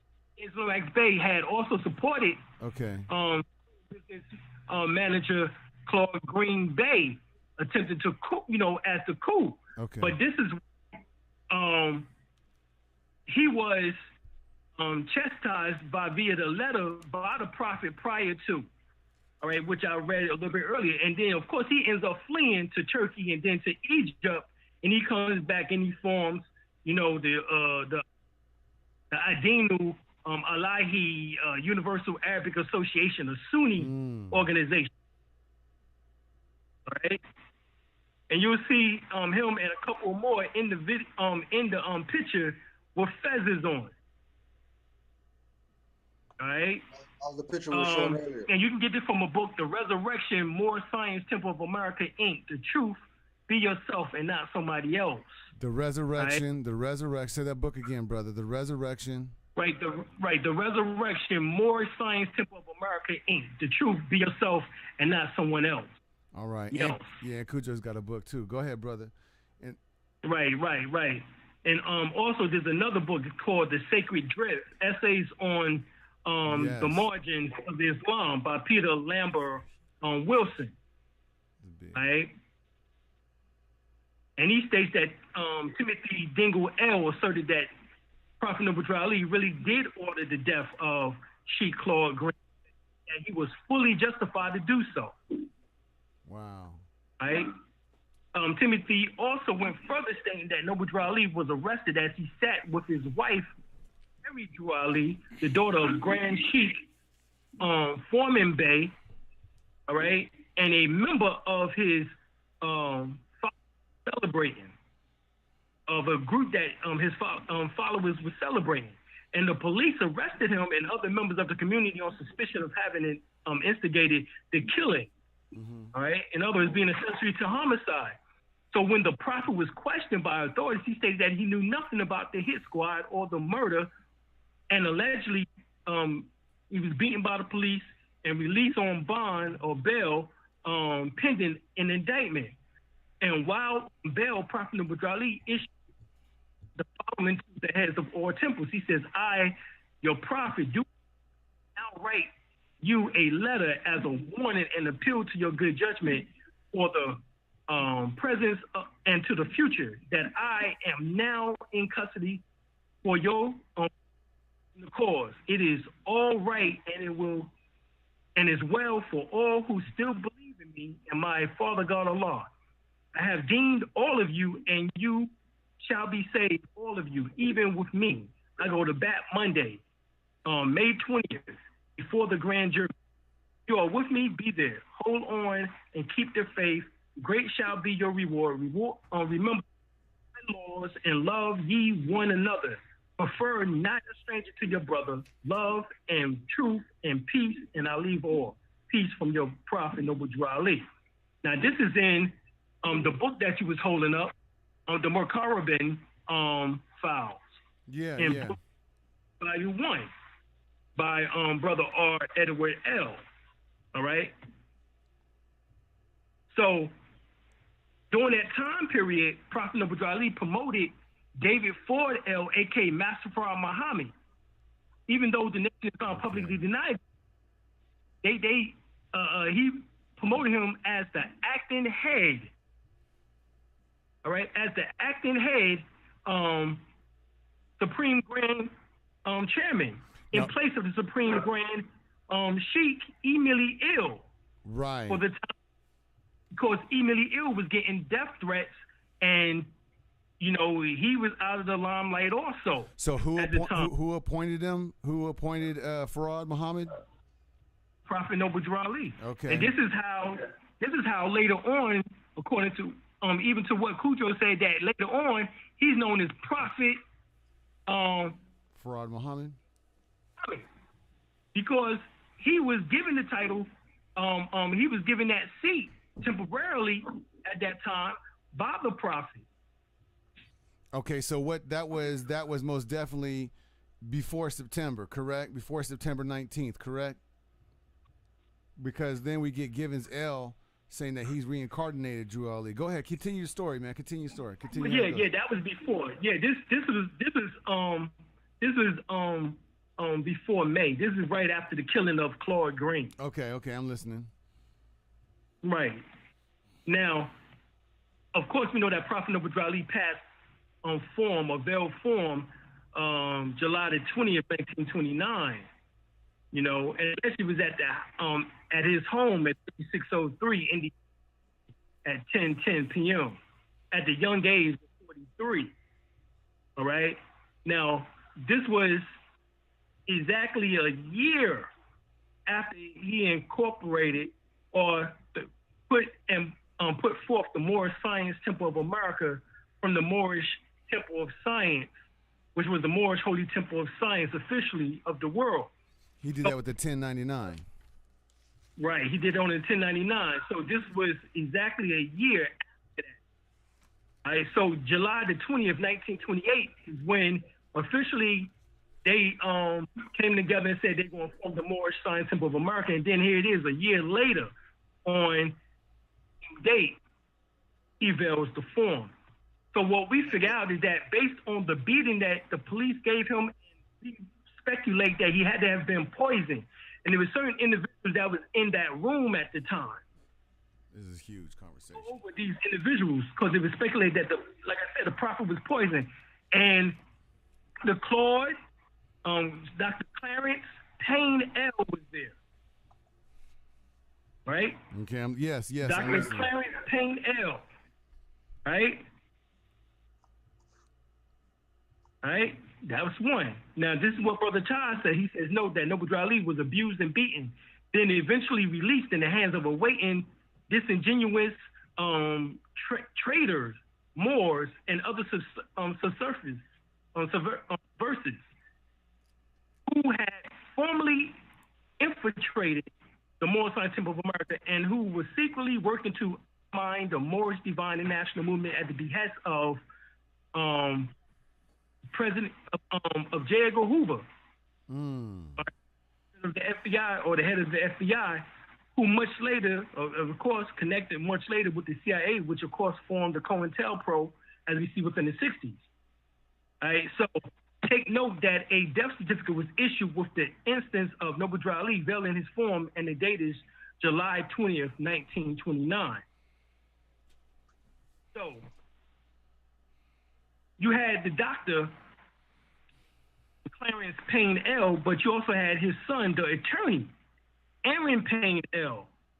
Right? And in the picture, you will see him wearing the white gloves, and in the caption, you got that picture, Kudjo? Under the caption, Drew Ali laid to rest. Hundreds of Chicagoans attend the funeral last week of Noble Drew Ali, founder of the Moorish Temple, who died at his home after a long illness.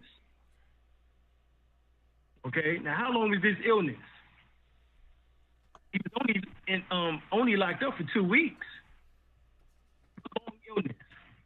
Services was held from the Pantheon Temple and the prophet was buried at Burr Oak Cemetery. Attorney Aaron Payne Ali. Now, so he went from being L to now Ali.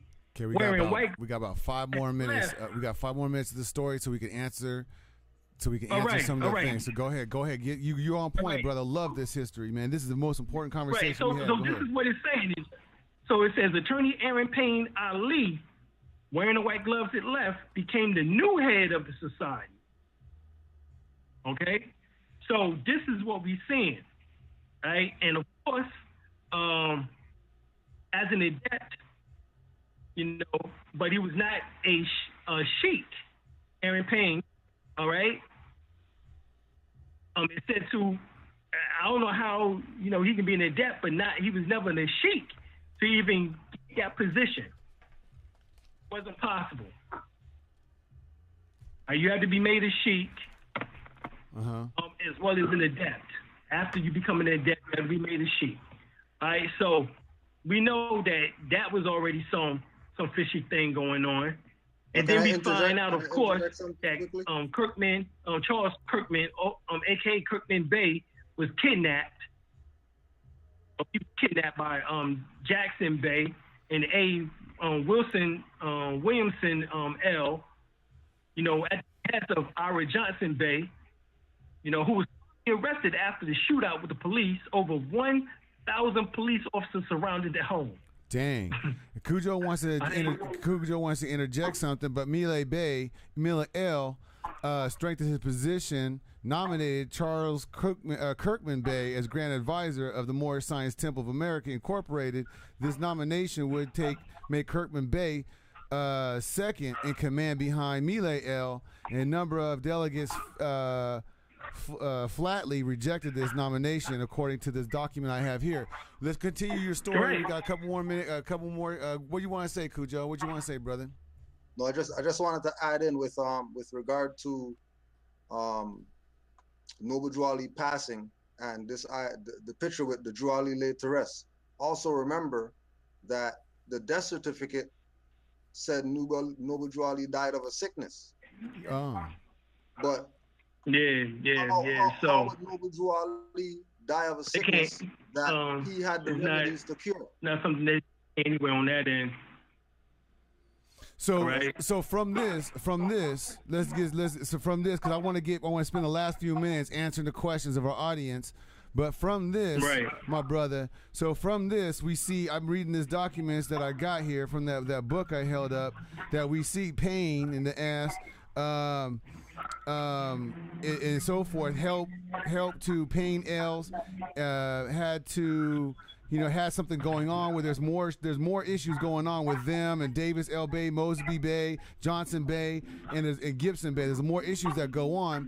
But from this, eventually, Farad Muhammad keeps his position, and then we have the Nation of Islam. Is that how that story ends up in a way?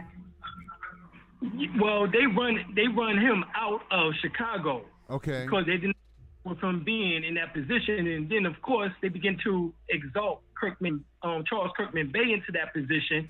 Of course, Charles Kirkman Bey started doing the same damn thing that Ira Johnson Bey was doing, except not necessarily killing, but he was going around pressuring people in order to get the charter and different other documentations.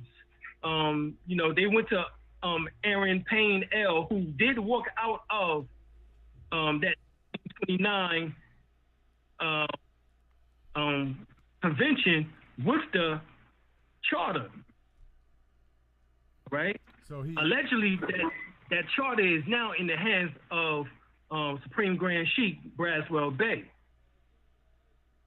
Okay, so and then so they ran Muhammad out, Farad Muhammad out, and he has it. So what happened to where does it take off and where does it end from there?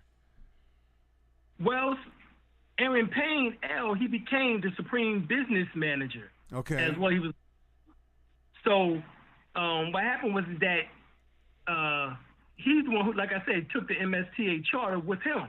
But Ira Johnson Bey was highly upset about the Supreme Grand Sheik, Edwin E. Emilio, for not nominating him for the position of Supreme Grand Advisor and Moderator, which, of course, who that was given to, which was Charles Kirkman Bey, right? So he was trying to take charge of the movement, starting with the people who had the paperwork first and foremost. He had some of his followers go to Aaron Payne L's home, who took the Moorish Science Temple of America charter, and that was on September the 23rd, 1929. Who did it was J. Mosley L., J. Davis L., J. Johnson Bay, and S. Gibson Bay. All right? And then eventually, what ends up happening on the 25th is that what happens is they try to jack him and they call the police, and Kirkman Bay, his wife, rejected to the gunmen, and then they seized Kirkman Bay and dragged him out, to a waiting car. Meanwhile, his wife rushed to the phone and called the police, informing them that she believed that their husband was being held at Moorish headquarters, and the police arrived, and so forth. So I want to get to the end of the chase, and you guys could go get that book, because I'm on studio time, and I'm running over my time, and he's going to give me a little bit time to answer some of the questions of our audience. But when we come down to this, you guys can get this info. I'm talking fast because I want to get to some points, guys. But the books that Kudjo held up, the ones that were referenced by Dr. Alim Bey, the one I had up here, I put my email in there. If you want to contact me, I'll give it to Kudjo or whatever. We can make a big bulk copy if you wanted some of these documents, and we can get them out to you. Remember, there's a lot of paper here, guys, so it does cost money for shipping and handling. And plus, knowledge does cost money, unfortunately. But basically, after this, who ends up with the Moorish Science Temple of America today? Well, that's the problem. That's the problem. Okay. Right. That's the problem. That's the reason why it's the bickering between three factions right now. You have the Emily Ills camp, you have Charles Kirkman Bay's camp, and you have John Given Ills camp. So you had those who have branched out from those particular lines, or or branches, as we would say. So, but right now, one claims to have the authentic branch. Who L does, right? L does. Because I talked to him, and that brother's out there doing work. He's pushing the envelope. He's out there pushing it. Right. But the thing is, though, even though Drew Ali created, in my opinion, and you could correct me, even though he created a temple, he most definitely, you still have your birthright. It's not all wrapped up in the temple. Your birthright, you was born. I was about to say, your birthright is still, as it is stated, you are your ancient forefathers and forefathers. Yep. You're Moors or Moabites. So what you need, to do is just exercise that in unity. Right. And exactly. Hold them to that we talked about in our show last time. 9/11. We were talking about the Constitution, holding the Europeans credible to the Constitution and so forth. And so what we need to do is, to know self. And Dr. Alim Bey, you can go to his products to get yourself right, and Kudjo to get some more backbone on RV Bey publications to get yourself springboarded onto some heavier understanding. I also use Toriano Obashango L on his OneDrive. And we need to most definitely know that it's not a temple. I believe, in my understanding, it's not a temple that holds your birthright. It's you functioning. This is just this argument is just off of the descendancy of who was the first. But still, we have that right as individuals, as a birthright and inheritance, to still have access to the land, because our forefathers did not just give it to Prophet Noble Drew Ali. Drew Ali in the Circle 7 Quran first said he said in the 101s is to love yourself and to show love. And in another way we can heal our nation is a spiritual problem, is us understanding how to love one another within our discrepancies, and so that when we love one another, we can hold our birthright right, because we are in our proper mind, because we are not controlled by the Sahu man, by the lower self man, but we're elevated to the higher level of where Drew Ali was functioning, what Kudjo was talking about. Everybody was just following and not being inquisitive, answering these questions. People are sitting here looking at this document and that document, when really what's inside is your ancient ancestors trying to slap you around and say you are Negro, colored, and black because you took on the Europeans' titles and statuses and so forth. But we each all have. That's why Toriano Obashango L, in his 11-step process of what he does and putting things on the public record, is that he also incorporates he also incorporates your DNA. What separates a Negro from a Moor? Well, these are all prisoners of Moor. It's just the labeling. And so so your phone's about to go out in on this. So with that, you know what I'm saying, did I say anything wrong there you want to correct? No, sound good to me, brother. Exactly. Mark. So okay, so when everybody's hitting up Kudjo and Kudjo's slapping people in the face in a very positive way, you know, he's just trying to tell people, brothers and sisters, you're arguing over people trying to knock my work, trying to knock this work when we've been here for a while, been doing this. And Dr. Libe got me on board on set, like Kudjo just said, and people over here knocking each other, but you ain't showing love. The first thing the Circle 7 Quran said is to love. The 101s is to love. When you start loving, which is consciousness, you need consciousness and willpower in order to love. That comes first. And so we're almost out of time. Do you see any comments on our section that you want to address, Kudjo? Do you see any remarks there that you want to address? We have one. I'll go through one. Did y'all see that Seer and Turtle Gang discussion? No, I didn't see that. I've never seen it. Moors America. Probably did you? Okay, somebody tried to say you had some scams, Kudjo. You always scamming people with knowledge, man. I don't know why. Yeah, for sure. You already know. You know the same way that you know RV Bay and Alim and all the Moors who are doing something are scamming people. You sound like Kirkman Bay, man. I'm joking. Nah, but also we didn't get. We didn't tell them the university is scamming you. Yeah, we didn't even talk about. We didn't get a chance to talk about CM Bay and how he actually did some positive work. We didn't get into that. So people want to know again about how did. There's a brother on here, Imhotep, was talking about did Duali appoint a sheik or a grand sheiks? We answered that question, and the answer was yes. Yes, Emily Ill was appointed grand sheik. And this is why you get a picture of Emily Ill sitting in the chair as head of the Moorish Science Temple of America. Almost identical picture as Prophet Noble Ali. Okay, and we says, did he state, okay, Imhotep Abdullah El also says he didn't state that Noble appointed him Grand Sheik. He just answered he just answered that question.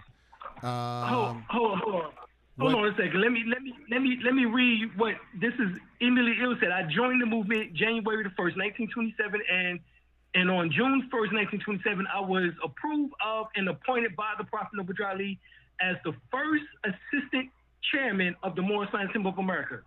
On the 1st of August at the same year, I received an appointment for the Prophet as general chairman of the said Moorish Science Temple of America and was made Grand Sheik under the Prophet in February 1928. I wrote insurance for the Prophet in 1928, and the close of the said year in the first annual convention, the Divine Prophet Noble Ali promoted me to the office of and rank of the Supreme Grand Sheik. Case closed. Boom. There we go. Let me just throw this in there too. So this is again Emily L.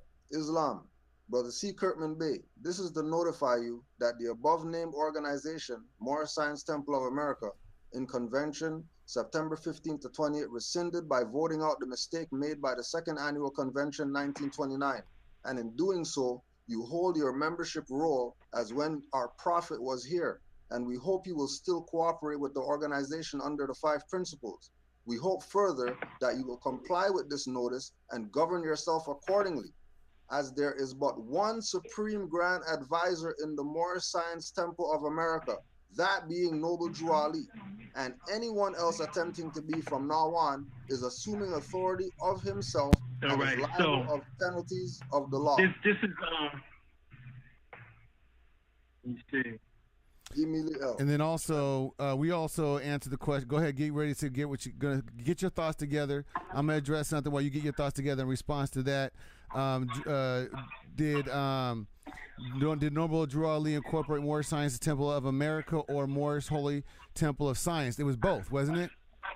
Wasn't there? Did he also change?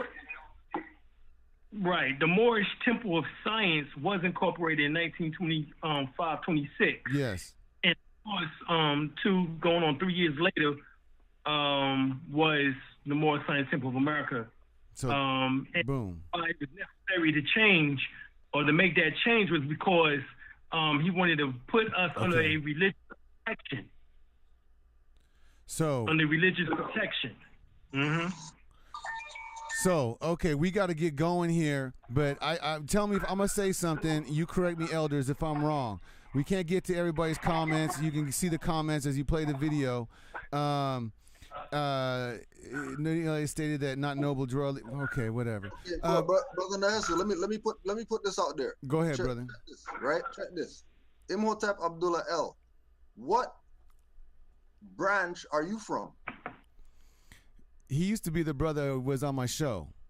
Yeah, but which jurisdiction of Moorish Science Temple is he riding with? Oh, I don't know. I can't answer for him, but I don't think we don't have a temple out here in Sacramento. Like I'm freelancing more too, bro. Because when we get into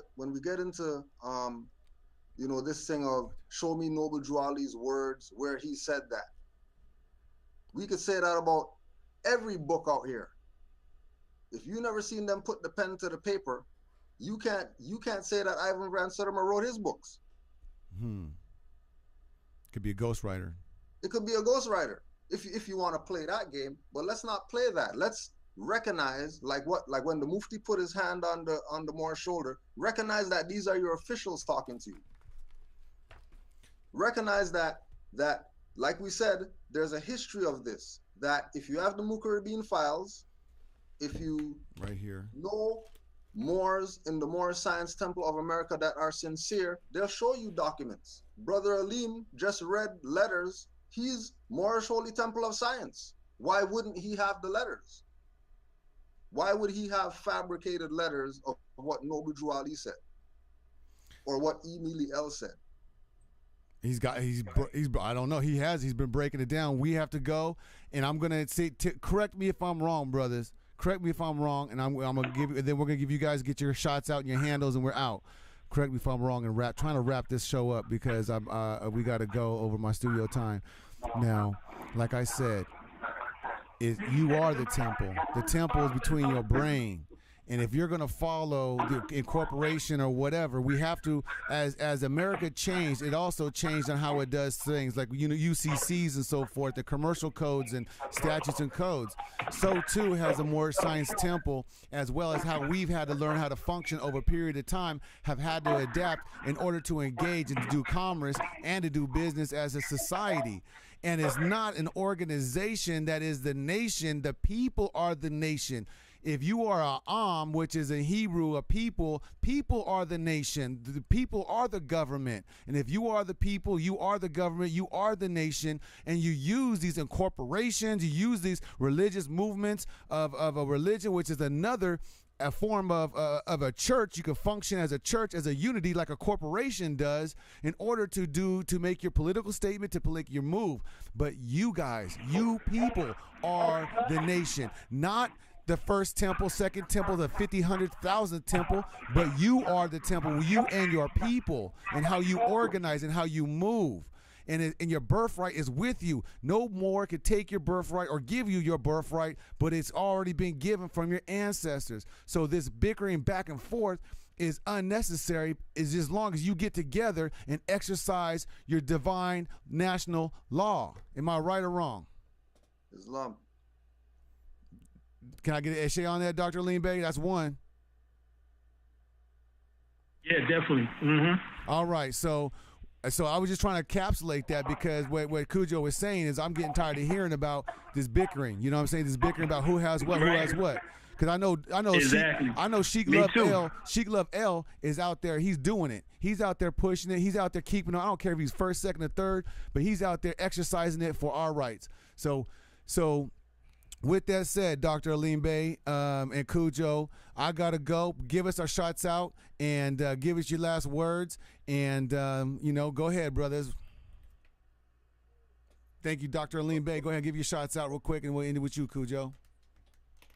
Yeah, it's real simple. For those that want to find out more information concerning the real history, you can, of course, get Brother Kudjo's book, or either go to the website www.moorish-holy-of-science.world, Moorish Holy Temple of Science the world. .html. You can go there. This is no debate. Say about that debating shit for you and your family and your friends. And this is no debate. These are the words that I've read actually came from Easily Ill himself, right? From the letter. All right. So, he was made a Supreme Grand Sheikh. So it's just that what it was. Not only do he tell you when, it was February, he give you the dates, he give you the locations and everything in the letter. Go and read it. That's the problem now. Negroes don't want to read. They want to debate something without reading first. Yep. That's why I humbled myself and brought you brothers on. Thank you, Dr. Alim Bey. And that's why I brought you guys on. Go seek an elder. Quit YouTubing and getting all this Facebook degrees, and go talk to an elder and be humble. I'm humble because both of y'all brothers are my teachers, and one day I hope I'll be wise enough to guide some other people to this understanding as well. Thank you so much for joining us, Dr. Alim Bey. What's up? Thank you, Kudjo. What's up, brother? Pete, I just want to say give thanks to the studio for allowing us to go over time. I hope it was Thanks, worth Jamie. it. And as well, don't forget to get Dr. Alim Bey's book, The First World Order, if you don't have that. And also visit rvbaypublications.com and khalifamedia.com for all of Kudjo L's books.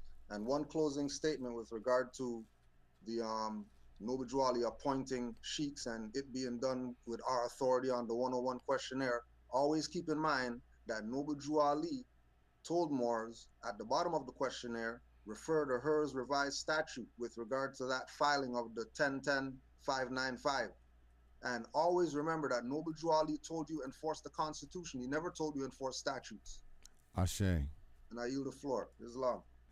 And also Hebrew honors to you too, Moor, and all the Moors that are there in yes. attendance, and the Moors in the chat. Thank Peace and you. love to all the Moors. Peace and love. Of course, can't forget Mother Kadira Bey as well. Give her a shout out. Alim always runs with the consort. Yes, Ashe to that. And also Hebrew Israelites, you're incorporated too, because William Penn, you guys are not Hebrew Israelites. Your kingdom fell, and you guys became Judites. You guys are really Jews, not Hebrew Israelites. You guys are really Jews or Canaanites. So you guys are incorporated into this. We're all one, brothers and sisters, and that was the purpose of our show, to bring us under this so that you gain your nationality and indigenous rights. Thank you, Kudjo, Jamie Jones, and Charlene. Thank you so much for allowing me to have this spontaneous show with these brothers. And Jamie, thank you for your studio time. I really appreciate this opportunity. It was really this was a really huge show. Would you say not, Kudjo? Very huge. Very huge. It was. And maybe we could get another one going, since Brother Alim didn't get to go in as much as he wanted to because of the hurricane and all that. Yeah, let's work offline. We'll work offline on that one. And so with that, Kudjo, brother, get them books. Support the brother and the movement. And Jamie Jones, one word at all his social media outlets. And I'm the Hesu Nog Niggas L. Peace and love. Ashe. Ashe.